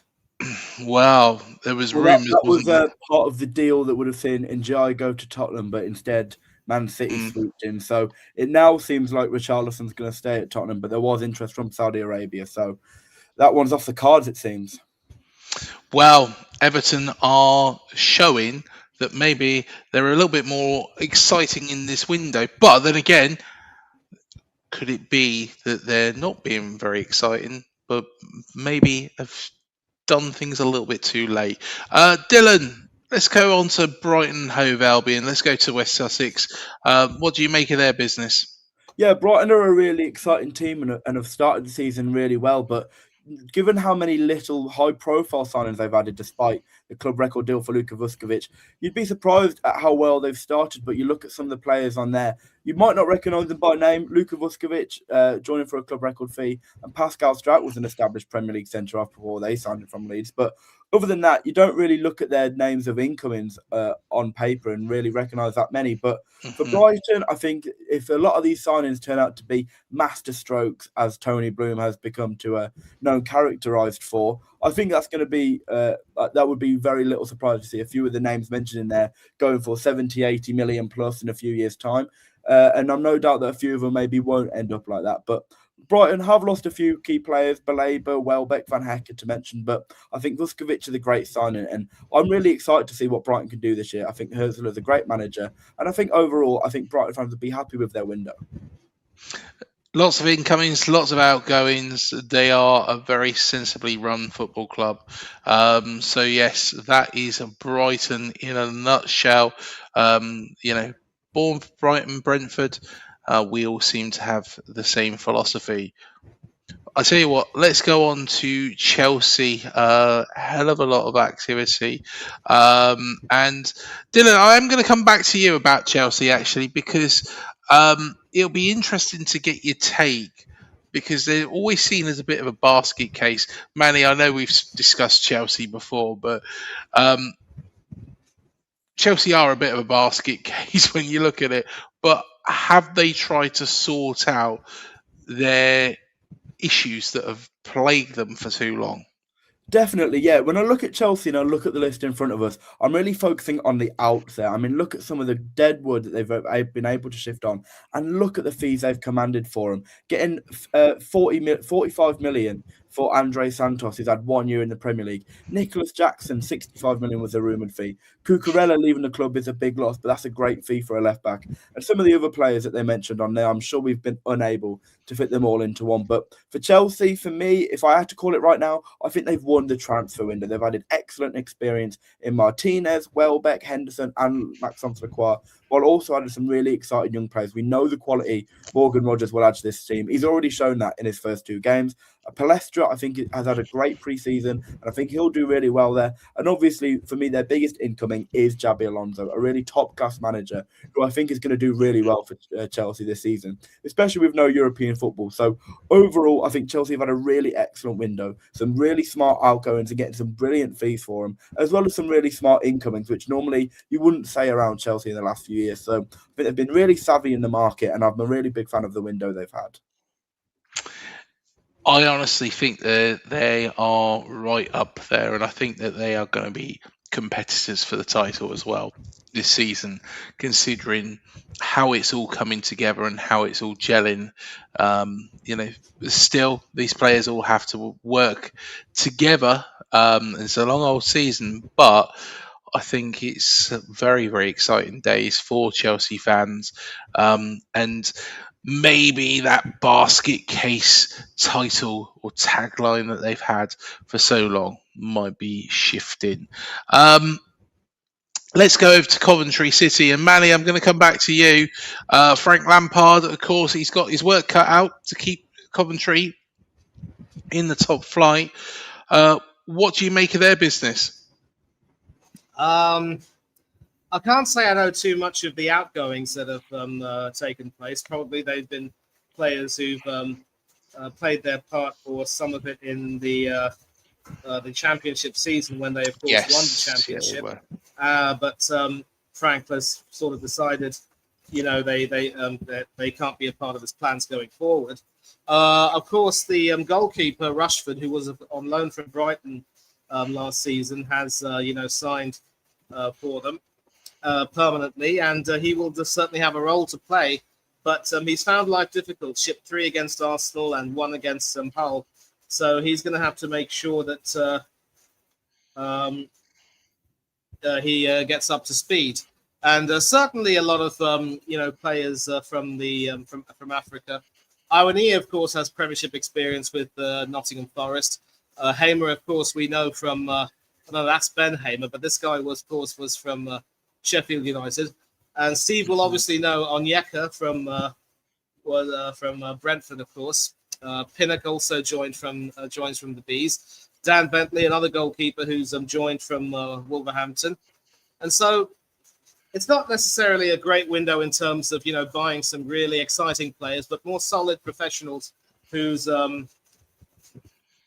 job will be to help keep Coventry up. And I think it's a decent window, and certainly Frank should be able to get the best out of the squad. Of course, Gustavo Hamer is a big one, returning to Coventry City, where he is much loved.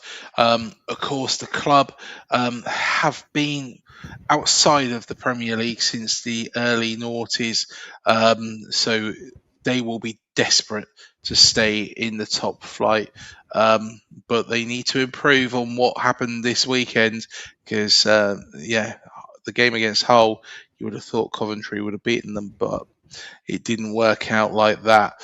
Which brings me on to another team that are fancied to struggle this year, but seem to have left everything a little bit late. But again, very, very interesting.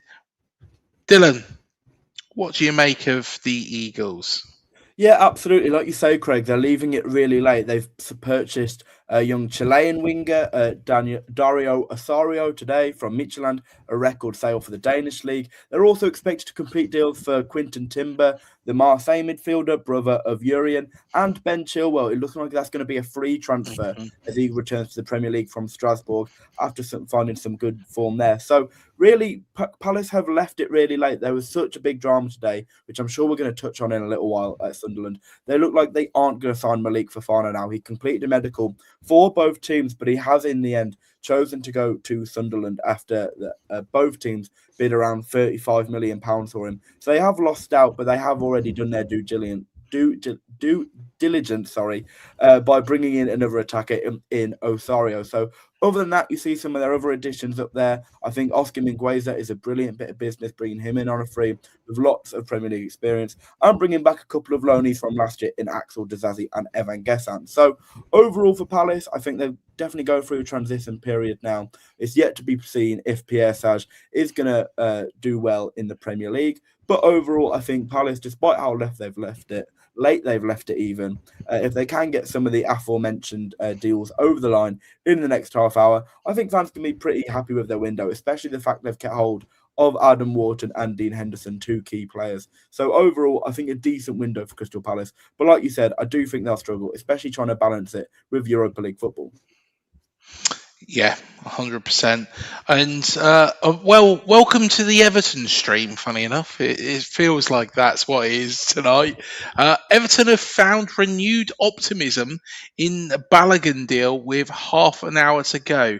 David Moyes needs to get his skates on if he wants to get this across the line. And the Tigers look the busiest in the last hour. It makes a change from speaking about the Toffees. Hull have signed right back Brooke Norton-Cuffy from Genoa, with Cody Drameh joining the Serie A side in return. So there we are. There is a little bit of news. And coming on to the world's most boring football club, who wants to take this one? Manny, Dylan, I think, go on. we've actually spoken quite a lot about Everton. So you're right, Craig. It is more or less the Everton show. Obviously, talking a lot about the Grealish return. And, Steve. Breaking news. I'll take this one. Go on. Next. There we are. I love that. That's brilliant. So, yes. You're doing a good service there, Matt. Thank you. Yes, thank you, Matt. We didn't really want to talk about the Toffees. They're the world's most boring football club, in my opinion. Manny, do you want to talk about Fulham? Well, talk about pulling the rug from under me. I mean, that was uncalled for. Seriously. It was deserved. It's bloody Everton, for God's sake. Yeah, I'm sorry, Manny. I'm Team Matt here. I did not want to talk about them at all. Yeah. Whatever. You boys have proven that you can be incorrigible, but it is what it is. So if we have to talk about Fulham, if there's one team I do not like speaking about more than Everton, it's Fulham. Steve can vouch for this. I say that they are literally the most unambitious club in the Premier League. You would think that with their background and their, a penchant for, exciting football at times, that they would want to try and, I wouldn't say emancipate themselves, but improve themselves by maybe going on a cup run and seeing how far they can go. But no, they just seem to be happy with mid-table mediocrity, a typical Jekyll and Hyde side. And Alvaro Arbeloa getting as many Real Madrid youth players as he possibly can won't change that. We know that he's already signed Garcia and another chap from Real Madrid earlier. Now he's added Palacios to the... Garcia's the other one. Yeah, that's right. And did he sign someone else? I think I don't remember. And then Shea Charles, obviously, a quite expensive buy, the Northern Ireland international. And a couple of players, one for a youth player from Bayern Munich, I think. He's let go of several players who, of course, have, served their purpose. Lukic and Diop have gone to Ipswich Town, and we will talk about them. Raul Jimenez has gone back home, in a way, to Molineux. Harry Wilson to Leeds. It seems to me that he's just doing away with a lot of the experience in the squad in favour of, having a more youthful squad. But I think anyone can tell you that based on how he did at Real Madrid, replacing Xabi Alonso, I really don't see him doing very much with this Fulham team. And Fulham have had a pretty poor start this season, losing 3-2 to Xabi Alonso's Chelsea. And then they should have gotten something against Sunderland, but they didn't have a single shot on target right up there at the Stadium of Light. It was completely dark for the Cottages. So I'm not really that confident about this transfer window, because many of the players that they've signed are either young or unproven, or in certain cases both. And Steve and I actually have them to potentially struggle, and they could be candidates for relegation. So Cottages, you are going to have to get your act together. And of course, you would think I'd have a soft spot for them as well, given that 3 ex-Gunners are in that team, Leno, Iwobi and Smith Rowe. But they just seem to disappoint me more often than otherwise. And it wasn't too long ago that under Roy Hodgson, they reached the Europa League final. But those days are long gone, and now they're just happy with mediocrity. So, frankly, I have nothing but contempt for the Cottagers right now. There we are. They aren't the most exciting team in the Premier League, and I think they could well struggle. Mr. B, Steve, has said Norton Covey gone to Hull, which Arsenal will make money from, as he's played for them for a while. Manny, stop talking about Fulham. They don't exist. There's only one team in Fulham, says Reese. Like button just got Claymore kicked. And Reese has said, this Everton hate is very unneeded. Incredibly entertaining football club. What have you been smoking, Reese? I honestly... I tell you what, Dylan, do you want to take Hull? Yeah, let's quickly mention Hull then, who've obviously added a lot of players in their best attempt to stay up in the league this year. They have taken their signings over £100 million this year, and they are not yet done. There was a statement from their owner saying between 10 and 11 p.m, be careful because the Tigers are going to roar. They are not done yet. We know that they've signed Tim Urabunum, and there's still more players yet to come through. There's meant to be a forward coming from Union Berlin called Ilias Anya. They're also trying to finalise a deal late on for Roma forward Rubinho Vaz. So there is still a lot going on, and we just mentioned Brook Norton Cuffey. So overall, I don't think Hull are going to be able to stay up this year. I think they've added a lot of players, but whether they can get them all ticking for the entire season, I'm not sure. I think Noble Mendy looks like a decent signing from the get-go after his goal against Man United. I think Hidemasa Morita is going to add some excellent depth in midfield. But overall, I'm not sure they're going to be able to stay up. So, in fairness, they've given it their best attempt, and they've really had a lot of high turnover in players. But whether they've still got the quality amongst the squad to remain in the league, that's a question we're only going to have the answer to come May. So, overall, credit to Hull for giving it their best attempt, but I'm not sure it's going to be enough to keep them up, Craig. How can you say that? They beat Manchester United on the first day. They've got 2 wins out of 2. Yeah, well, they've got off to a very, very good start. So. And we've got mauled by the Tigers, raw, and then Reese has confirmed it's raw. And I don't know if this is in favour of Fulham or against Fulham. Barragus has said, up the cottagers and their posh little riverside place. Could be sarcasm for all we know. I think it probably is. Right, let's move on. Ipswich Town, and my mate Gary O'Neill. They've been very, very, very busy. Manny, just very quickly, what's your make? Oh, Matt doesn't want to talk about Gary's side. No, I was only joking. Manny, I could talk about Gary O'Neill till the cows come home, but I tell you what, I'm going to let Manny do it. Go for it, mate. Thank you very much indeed. Thank you very much indeed. And I've actually got this team to potentially stay up, given the quality of players they've signed. And, you know, Steve is still a little bit cheesed up over the fact that they got Days and Maeda to join them from Celtic, where, of course, alongside a certain Julian Araujo, he won the Scottish League and Cup double. And they've signed some players who have some experience in the Premier League. Fatawi was, of course, with Leicester not too long ago. Sasa Lukic and Issa Diop, as I mentioned, joined from Fulham. Chuba Akpom is a former Arsenal youth player, but Ezequiel Palacios, an Argentinian World Cup winner. That could pretty well prove to be a good signing for Ipswich and a sign that they are serious about, you know, making a case to stay up. Although, you know, we will see how long this lasts, because I do seem to remember Gonzalo Montiel signing for Nottingham Forest. That didn't last very long. And obviously they've sent away some players who've been good servants over the years, but who probably won't have much of a future. I see Connor Townsend's one of them. Ashley Young, of course, retired at the end of the season after helping them get promoted. And I know Kieran Slicker, who is a young Scottish goalkeeper, probably expect him to, challenge for the number 1 shirt now that Craig Gordon's retired and Angus Gunn has gone to play in America. I don't rate Angus Gunn.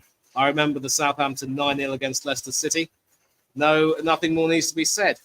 Some good business here. Certainly, they haven't spent too much compared to the bigger teams, but they brought in some very decent players indeed.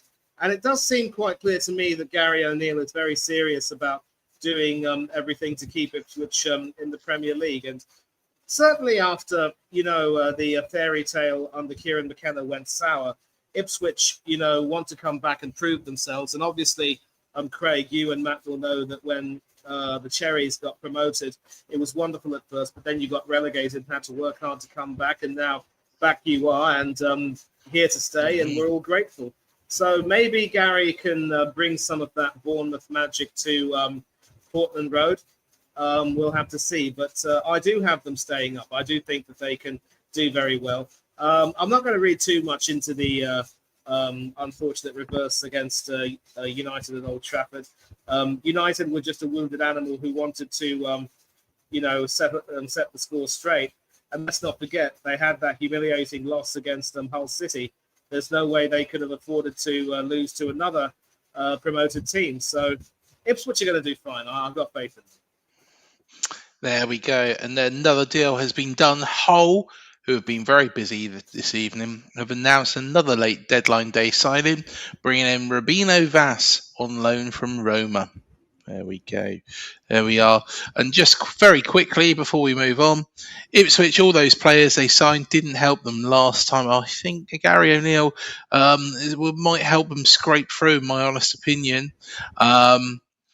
Mr. B saying about Fulham, nothing posh about it. What a dump. Boy, that's harsh. They're a stylish club, obviously, but they just, the less said about their football team at this point, the better. I used to enjoy them, now I don't.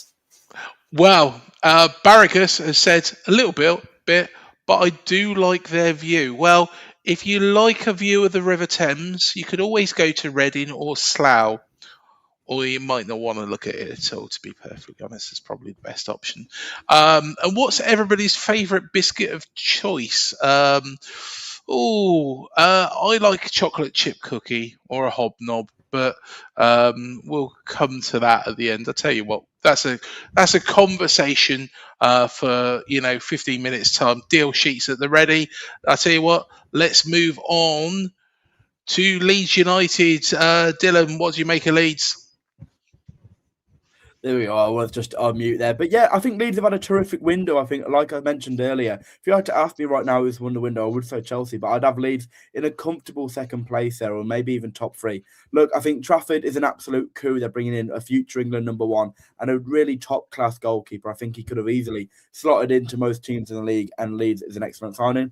I think it's a really great pickup as well in Tarek Muharemovic. He's looked really solid in his last two games at Leeds, and he's a defensive monster, great pace, physicality, game reading. He just looks a complete package, and I think he's going to have a really great campaign with Leeds. And I also think Harry Wilson on a free transfer is also a great bit of business after the breakout. Well, not breakout because he is a player in his late 20s now, but after his best ever Premier League campaign last season. So overall, I think Daniel Farke's got some excellent players at his disposal, despite some of the players that they've listed there to leave the club. But I think Strauch leaving, Muharemovic in, and then some other fringe players or players who've had their time also leaving the club. I think Leeds have been very sensible, and they've got a brilliant squad. I could easily see them pushed in for the top 10 this season. And another deal has been done. Ipswich have sealed a deal for Zian Fleming from Fulham. It's from Burnley, I think that should be. Oh, from Burnley. That's my mistake. Yeah, I think. I think. Burnley. Sorry about that. From Burnley. From Burnley. There we are. Stop the bin man Parker's Burnley. Let's not forget. Yes. Fulham are that boring. We're giving them players for other teams to sign. I tell you what, let's go on to our next team. Oh, I've got to give this one to you, Dylan. Liverpool. Your beloved Liverpool. Go on. Yeah, my beloved Liverpool, who have really, really frustrated me in the last few months. Look, I am over the moon that Andoni Iraola is our manager now, but don't really get this twisted. I think we've had a really, really poor window. We've had so many key players leave, and the one player that we could have sold and actually made some money over, we sold Curtis Jones for a really minimal fee of £30 million. I think in this midfielder market, I think he's worth much more than that. I'm really happy that we got Barcola over the line. I think this is an excellent lights-out winger that's going to really excite in the Premier League. And Xhaka already is looking like he's a really smart pickup, and so is Victor Munoz after his goal against Nottingham Forest. But we needed a lot more than that. We needed right-back cover after Jeremy Frimpong's poor year last year, because funnily enough, he isn't a right-back. He's a very much right-forward, and that's where he played under Xabi Alonso. He's not a right-back, and he's looked really poor there to start the year. But we haven't got right-back cover until Conor Bradley returns in March. Then at left-back, we've had Kostas Tsimikas, who was frozen out at Roma last year because he wasn't good enough. Now he's expected to come and deputise for Kirkes, who I expect to have a really good year under his former mentor, Iraola, now only at Anfield.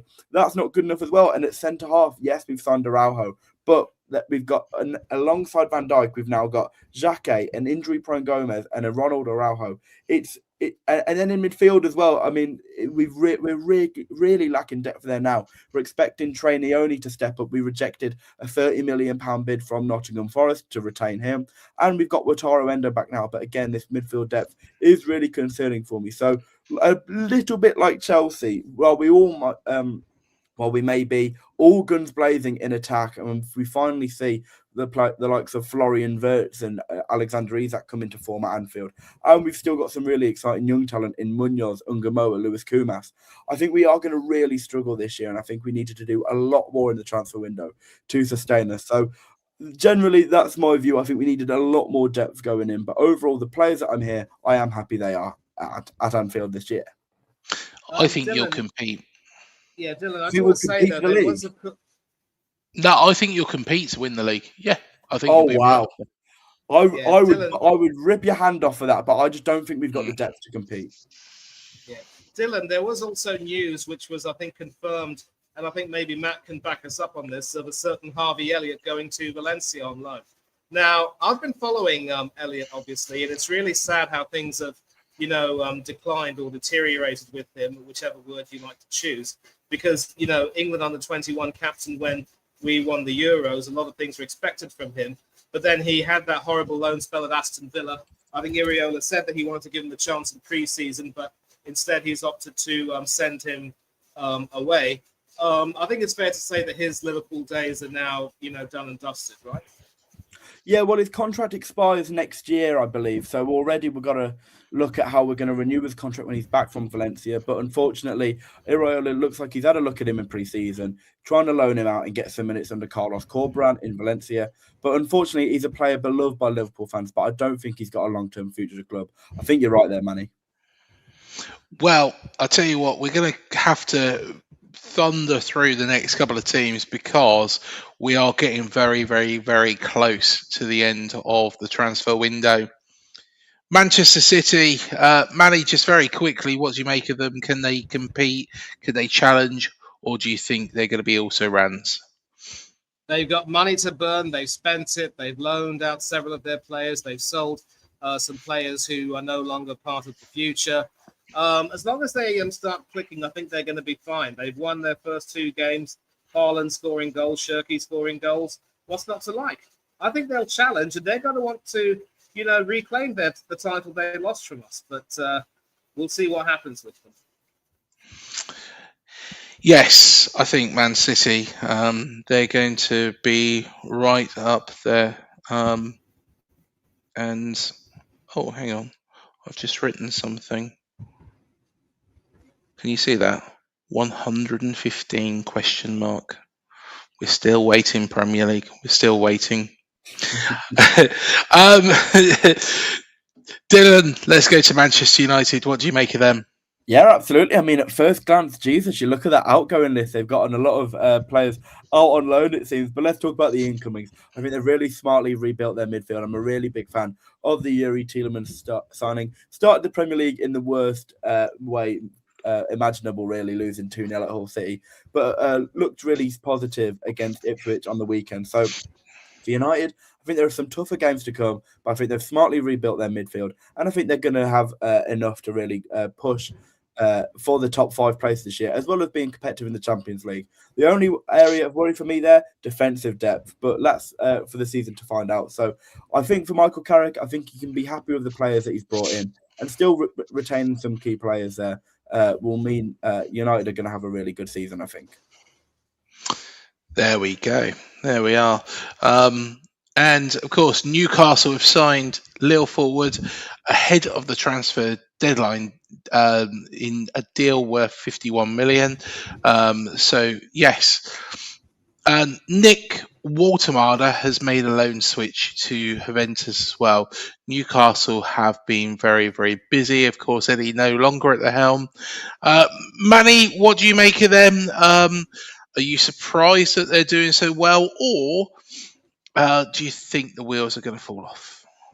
I don't see the wheels falling off anytime soon because, having to lose to Nali, Guimaraes, Gordon, and several other, players who have been there for quite a long time, it was always going to be difficult. But they did get some good money for Tonali and Guimaraes respectively, and and of course Gordon was the high-profile exodus mentioned in the graphic. But they also spent reasonably well. Gonzalez and Fernandez Pardo, and they've gotten 2 new goalkeepers. Hornacek's done quite well, as is Jowan, Laji Bamba. I think we're probably going to have to accept that this is going to be a season of rebuilding, because it's Yasla's first season. He was a big winner, of course, back in Saudi, but the Premiership is a different kettle of fish. He's going to want to try to make sure that they finish a little bit higher than 12th last season, which is probably what prompted the Saudi Arabian consortium to decide in the end that somehow could no longer take the team forward. But then the following seasons, I think they could end up doing really well and starting to cook a little bit. So we're going to see how this team develops. So, yeah, they're going to be fine. I don't see them under any threat of relegation, but I know they'll want to do more for themselves, and so will, the fans will also want them to do more. So we'll see how that pans out, certainly in the coming days and months. Well, there's almost 5 minutes left. And Dylan, we're going to go on to Nottingham Forest. What do you make of Forest? Absolutely, yeah. The Ole Glasner era has started at Nottingham Forest, and I think they've picked up some really good signings, especially in Daniel Munoz reuniting with his former coach at Crystal Palace. I think Liam Delap is a massive Omagh payment. You're paying £45 million almost for a player with 3 Premier League goals last season. I think that was an absolutely abysmal signing on their point. If I'm being totally honest, I'm really not a fan of that deal. But other than that, I think Schlager on a free deal, a player with lots of Bundesliga experience, is a great midfield pickup. And Ousmane Diomande, a player Crystal Palace were linked with for many years, and now they've brought into the Premier League at Nottingham Forest. So overall, I think that's very decent. They did make a late attempt today to bring Jacob Murphy to the club, but Newcastle rejected those advances. That comes after they let Amari Hutchinson go to AC Milan, as it says on there. So obviously the big missing out from them this season will be Elliot Anderson, but they got a really great fee for them, a British record at the time, and now they've replaced him well with Schlager and Gustavo Sar. So overall, I think it's a window Forest fans can be happy with as they prepare for another season in the Premier League. Just some breaking news now. Borrington, as I'm going to rename them, have signed Ainsley Maitland-Niles. He's completed his medical, and he has signed for Everton. So there we are. I love it how you put their Craig's number 1 team. That's former Arsenal player Ainsley Maitland-Niles, part of that FA Cup winning team. I'm glad he's back in the Premier League. Another one for whom I have nothing but time, and I hope he does. Well, I tell you what, let's go. And I'm going to save the last one for you, Manny, because you know who it is. But Dylan, Sunderland, what do you reckon? Yeah, Sunderland have also left it a little bit late. It seems there were talks earlier in the window that Granit Xhaka may end up at Chelsea, but in the end, the club never sanctioned that deal, and then Chelsea pivoted to Jordan Henderson. But the major breaking news today is that they will be getting Malik Fofana from Lyon after that big tug of war between them and Crystal Palace. His medical's done, and he has chosen to join them, so that is going to be their marquee signing. They have also added smartly Kevin Danzo on loan from Tottenham Hotspur. I think that's an interesting move as well. And they've had some decent outgoings as well. The most high profile for me has to be Mayenda going to Rennes for a decent fee. And Simon Adingra is set to sign for Ajax on a season-long loan as well. So factor in some of their other smart bits of business. I think Meffeli is going to add some great depth at left wing-back. And I think Munir is going to add some great experience. So overall for Sunderland, have they prepared for their first season in the Europa League in so many years? Yes, I think they have done quite well, but I do think they are going to struggle. So Reggie Lebris is going to have to do a lot with the squad at his disposal. But we knew what he did with it last year. A brilliant finish for them. And I'd expect them to be safe in the Premier League this year. I'm going to disagree. I think they'll struggle. I think it'll be a case of second season blues, and they're going to find it really difficult. But we'll see what happens. Well, there is a done deal. Leeds have signed Nice left-back Melvin Bard. He's on loan with an option to buy of 4.28 million. So there we are. Well, there is one more side that we've got left to go. Manny, you probably know who it is, don't you? And we've got all of 2 minutes to discuss them as the window is coming to a close. Matt, do you have any more breaking news? Nothing at the moment. Shake of the head, but he's on it. He's on the ball. We will be carrying on a little bit after, just in case there's things that are just getting done. But Manny, discuss your favourite team. Mr. Harrison, could you intervene, please? I don't think so. Well, of course, Tosin is not very well rated by Chelsea, of course, and he's gone to sign for them. Go figure. Mikhailo Mudryk, of course, who has a new lease of life after having his suspension for drug-related issues halved. He's now able to play, but clearly Xabi Alonso thinks that a move across London from the west to the north might be good for him. We'll see how he does with Bobby De Zerbi. And then signing 2 players he's wanted to work with for some time, of course. And, and of course, as mentioned here, he's tipped Mudryk as a future Ballon d'Or winner. But the thing about Spurs is they were literally the ones who made some of the biggest moves in the transfer market for the and spent a great deal of money getting Sandro Tonali and Matheus Fernandes. And even then, they are currently bottom of the league, ahead of Aston Villa, though, due to alphabetical order, among other things, because they both have identical records. So that is a horrible way to, finish below an opponent. But in addition, the thing about Spurs is that ever since they sacked Ange Postecoglou after winning the Europa League, I've had nothing but absolute contempt for them. Even as an Arsenal fan, I don't want them to succeed, but I have a lot of respect for the way they won it and what the job the manager did. And I thought that, this is a well-deserved success, and they could start to turn the corner and become a serious club. And then Daniel Levy says, nope, apparently we want to be Spursy again. We don't care about trophies. It's all about league positioning. And what's happened since then? Another season in 17th, thanks to the Danish Graham Potter. And now there's some Italian hipsters come in, and he started badly. And they still find a way to play Ange Postecoglou. They're not a serious club as far as I'm concerned. And frankly, they're not going to qualify for Europe. They're not going to, they'll probably end up finishing mid-table if they're lucky. And that might be the best thing that can happen to them after 2 seasons finishing 17th. Can't be bothered. Manny, the window is shut. The window is being closed. Just a couple of things as well that was just popping up.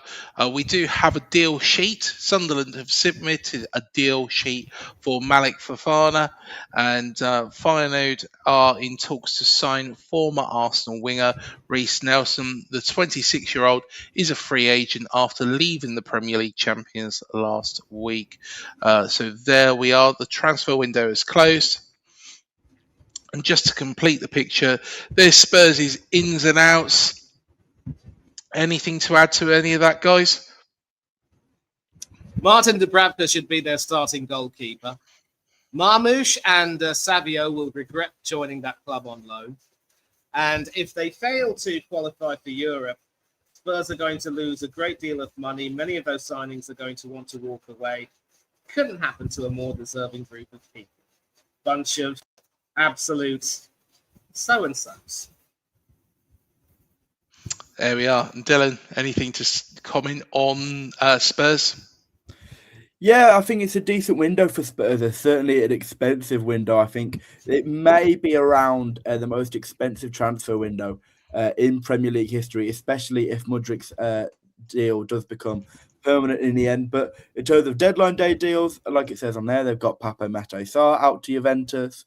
Kevin Danzo has gone to Sunderland. They were unfortunate in having the Njai deal ransacked, but I think you're looking at their front three now, which looks like it's going to be Savio, Solanke, Marmoush throughout most of this year. I think that's a great front three to have. So I'm a little bit more optimistic on how Spurs will do this season, despite how poorly they've started it. So let's just, but if they finish literally anywhere higher than 17th, that's got to be a success for them. So let's just wait and see. If I'd predict 16th. There and you say they'll do well.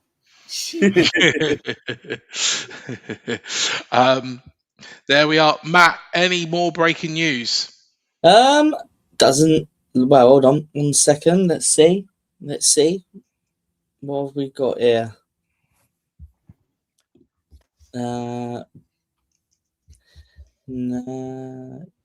just that Ipswich have beaten the deadline to sign Fleming, which we know, and that Brighton have loaned out a winger to Middlesbrough. But other than that, nothing exciting. And I think that kind of wraps the window up pretty much. Yes. I am just going to go through some more comments as well. Also, there was a couple of things that was mentioned that I just want to bring up as well. Some funnies to finish off the evening. By the way, lads, I've checked everywhere on our transfer window, and Jensen and Yarmulke haven't been sold, so the info's wrong. We'll have to double check that. Is Kamara to Chelsea a done deal? I believe it is, isn't it, Matt? Say again? Kamara to Chelsea. I'd imagine that's going to be a deal sheet. I'd imagine. Yes. Leslie Ugachukwu is in the chat. Newcastle will be safe, actually, from what I have seen. So there we go. Newcastle started off quite well and was quite impressed with them, actually. Just the one Premier League goal for Delap last season. Yep. We extended Jensen's contract for a start, so he wasn't going anywhere anyway. Let's hope it's not a Bard signing. Maybe it's Shakespeare at left back. Mudryk never had a lease of life to begin with. Oh, is that about Bard? Yeah, that's what Melvin Bard, the left back. Oh, do you know what? I didn't really get that. You know, I didn't get that. Thanks for that, Steve. Bobby Dispersey, as Mr. B's put, in the Mudryk. Good luck to Firenude. He is shit. I'm just going through all these comments. Not biased at all, Manny. Spurs are back. There is to poo. And I give it till match week 8 when Jason Cundy has a De Zerbi mask on. Oh, do you know what? I think I actually would want to buy him one actually as well. Just want to bring up this comment as well, and I want everybody's views on this. What's everyone's biscuit of choice? Mr. B for Life said a custard cream. Guys, biscuit of choice. Jammy Dodger. Can't beat a jammy Dodger. Yeah, for me, I loved eating ginger cake when I was younger. Anything ginger, of course, would be, quite heavily flavored with sugar added. So, I mean, I still enjoyed the taste. So for me, it's a ginger snap with chocolate digestive a close second. Yes. Yeah, chocolate digestive's up there, but I'd have to go Jaffa cake. Jaffa cake. Oh, I'm going to raise your wagon wheel. Yeah, raise your wagon wheel on that one. But is a Jaffa cake a biscuit? Or it's legally a cake, yeah. I said it as a wind-up, yeah. Yeah. They took it to court and it's legally a cake, so really, yeah, chocolate digestive. Oh, hang on. There is some breaking news. Shame on you. There is some breaking news. Oh, and this is it. Deal off. Lionel Messi has decided to stay at Inter Miami after Hereford offered a Mars bar Twix and a can of 7-Up. He wasn't sure on where Hereford was, and Beckham told him where to go. There is actually some news. The Kamara deal for Chelsea is off. It's off. It's fell through. It's no off. way. There we go. There we are. There was me trying to make a little bit of a joke at the end, and Matt's just come and absolutely destroyed that. I thought I'd add that for the Kidderminster fans because I don't think you really like Hereford, do you? No, absolutely not. No. And oh my word, yeah, Lamine Kamara is off. That is honestly, I'm sorry, Reece. I could just imagine a bus full of Kidderminster fans and say, when somebody asks me if I like football, I say yes. But not Hereford. Hereford can fuck off. You've got it, Craig. Exactly. Oh, and I'm really sorry to laugh in Reese's face, but my word, that is the most comical way this stream could have ended for me. That is just absolutely brilliant. So here we were saying, Craig, if you could pull them up, I'd love to see some of Reese's earlier sentiments expressing how excited he was. Oh my god! He's got two extremes. Oh dear, Reese. I'm not reading that one now. Poor old Chelsea, as I said, Mr. B. He was so excited for Kamara to He come, was and so excited. And it's he just will gone to remain shit. a Monaco player. That's incredible. And debatable whether Jaffa cakes are biscuits as well. What do you reckon, guys? What do you reckon? Yeah, that was probably a reason why I didn't mention them, because they are quite soft in some ways, and they are like mini cakes more than biscuits. But yeah, that was one glad. That was one glad I said ginger snaps and chocolate digestives. You can't beat the update on the deal is after reaching a full written club-to-club agreement, Monaco have gone back on their word. The player had his medical and was going to travel to London tomorrow, but the deal is now off. There we are. There you go. There we are. Well, and I just want to. Oh, there's some more. Mr. B has said they're not biscuits, Jaffa cakes. So yeah, sorry, Dylan, they're not biscuits. They don't count. Yeah, I have to concur. I think it's legal precedent as well. They're cakes now, so yeah, I'll give it to chocolate digestives. Chocolate digestives, there we are. And Henderson Gusto, 2-man step at the Emirates on Sunday. That's some midfield. Oh dear. And we've got another comment, haven't we? Where are we? Oh no, we haven't. Oh, and I did want to bring something else as well. This comment was quite funny. Fulham is haunting the stream. Because, of course, they just kept popping up throughout the show. So, was Fulham haunting this stream, do you reckon? Not that I would know. Well, yeah, you never know. Oh, hang on. Oh. No one likes Fulham. If you know, you know. Dylan's got it in one exactly what that was. Do you know what that was? I'll be honest, I don't know what you're referencing, but I'm hoping you're just putting out a spell there. No. Well, to be honest, it kind of is a spell. There was a really, really, really funny clip with Derek Okora years ago. I'm not going to make the funny sound that he made, but he started going all this funny, really funny sound, and then he started shouting at the top of his voice, "Mary loves Dick." Of course, Mary loves Dick, and honestly, it's absolutely hilarious. He's imagining Richard, of course, is Dick, but he didn't even think of it. I thought it was quite funny. So yeah, I thought it didn't really work, did it? No one likes Fulham is a little bit. What do you reckon, Matt? No. Yeah, I'm not going to win any comedy prizes with that one. No. I think let's quit while you're ahead. I think is a good way of putting it. A for effort. Yeah. Well, I tell you what, that is the transfer window done. Let us know what you think. Please hit like, hit subscribe, hit the bell button below. It helps this channel to grow.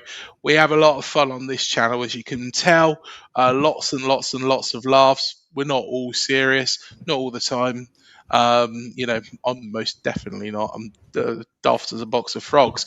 But yes, Dylan, it's been an absolute pleasure. I've only called you Reese twice tonight, which is an achievement.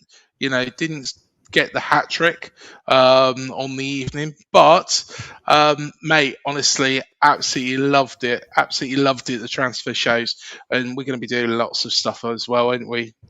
Yeah, it's been an absolute blast, guys, these last few weeks, covering all the transfer news, especially around Bournemouth as well, which I've really enjoyed tapping into this community. It's been a really enjoyable time. And overall, I think it's been a window full of some absolutely massive headlines. So overall, yeah, it's been a really enjoyable time. Thanks for welcoming to the channel. And hopefully this is not the last you'll be seeing me on the channel. So yeah, once again, thank you so much for having me. And what a great window. Mate, you're part of the furniture now. We want you on everything, to be honest. So, yes, there we are. Dylan, honestly, mate, He will brilliant. be doing his little segment for us each week on our show on the sidelines. So he will be doing his. Put that one in there. But he will be doing his. Is it Premier? I think we're going to have a bit of Premier League news going forward from Dylan. So Excellent. Dylan will still be around each week, even though it'd be a pre-recorded segment. He'll still be with us. So feel good. Yes. We'll find some other things as well that we'll jump on to, I'm sure. Just you wait. Bournemouth versus Liverpool Saturday morning show on the sidelines. I will be there. So in person, excellent. Absolutely. There we are. So we will. That's going to be something to look forward to, eh?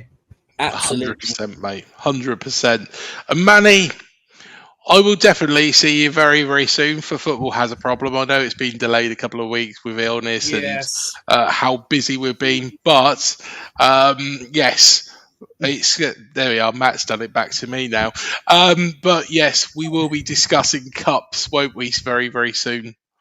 Yes, definitely. I mean, cups, of course, they still have a lot of sentimental value, but these days they just don't pay the bills and they don't feed the tummies. And it's a sad thing it's a sad state of affairs, and we will be discussing that definitely. And I'm looking forward to that, of course. And let's not forget the European dream.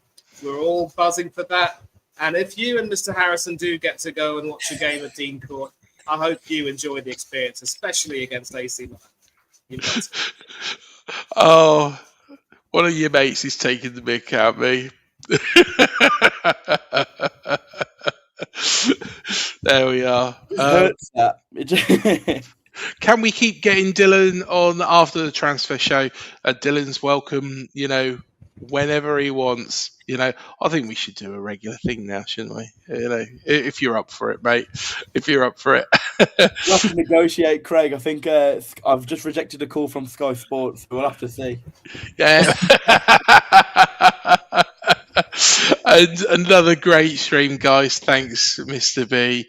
Great stream, but my day has been ruined by a small nation near France. And lots more. Henderson on his walking stick. Outrageous behaviour from Monaco. Reece really is not happy about it, is he? Say up the Fulham. Henderson signed for Chelsea pensioners. No, say down the Fulham, says Mr. B. The Fulham talk continues. I'm going to let them carry on. Matt, the Everton chat has stopped. To be honest, that stopped as soon as we said the name Everton, really, didn't it? But Matt, thank you again, mate, for putting this all together. You've done an absolutely smashing job as always. And Manny, Dylan, you've been absolutely brilliant. And I'm going to give myself a bit of credit for just turning up today. So, yeah. Well, I must just say thanks to Dylan for his notes each week, so I know what he wants to talk about and things like that. And thanks to Manny for bringing his knowledge each week. So, it's been good run of shows, and we'll be back with this, and hopefully the four of us in January. So, it'd be good. Yes. And Reece has created his new YouTube channel, the Monaco Hate Watch. Get ready for the first video where he despises Monaco. Guys, if you are new, hit like, hit subscribe, hit the bell button below. It helps this channel to grow. Thank you again for joining us. I'm just going to play a couple of videos as we see everybody out. A bit about our kit bag offer on AFC Bournemouth kits, a little bit about Sky Sports, and then dental on. Then I'll take the intro away. I'll carry on from then. Yeah, fair enough. So thank you again, guys, and we shall see you in the next one. AFC Bournemouth fans, we have got something special for you. Up the Cherries has partnered with KITBAG to offer you special deals on your AFC Bournemouth shirts for the 26-27 season. Are you after the traditional home shirt made by Hummel? Are you after the away vibrant shirt in purple? or maybe the Marshmallow Third shirt.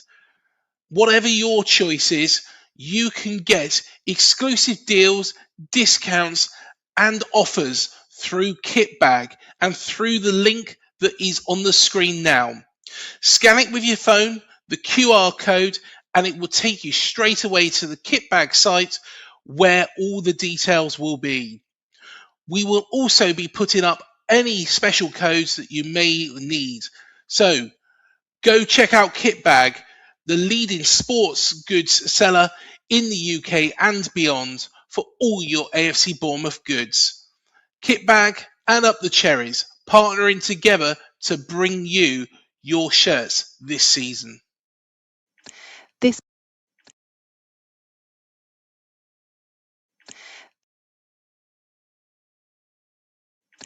This podcast is sponsored by Sky Sports, proud partners of the Talksport fan network, where you can watch over 1,500 matches this season. With Marco Rose at the helm and the Cherries pushing for glory, there's no better time to watch us in even more Premier League games this season with Sky Sports. And the best bit, you can watch more of our Premier League matches live on Sky Sports than anywhere else this season. Sky Sports proudly sponsor the TalkSport fan network. Search Sky Sports today to watch the Premier League live on Sky Sports. The TalkSport.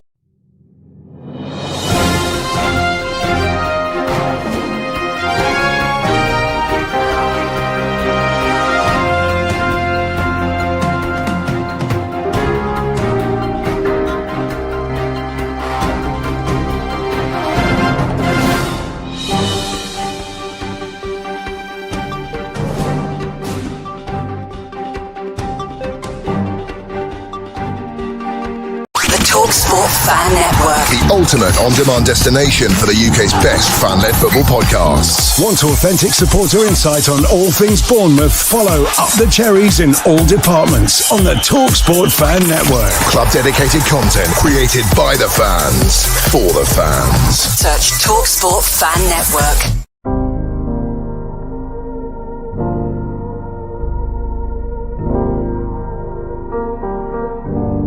I should be like you, Mel.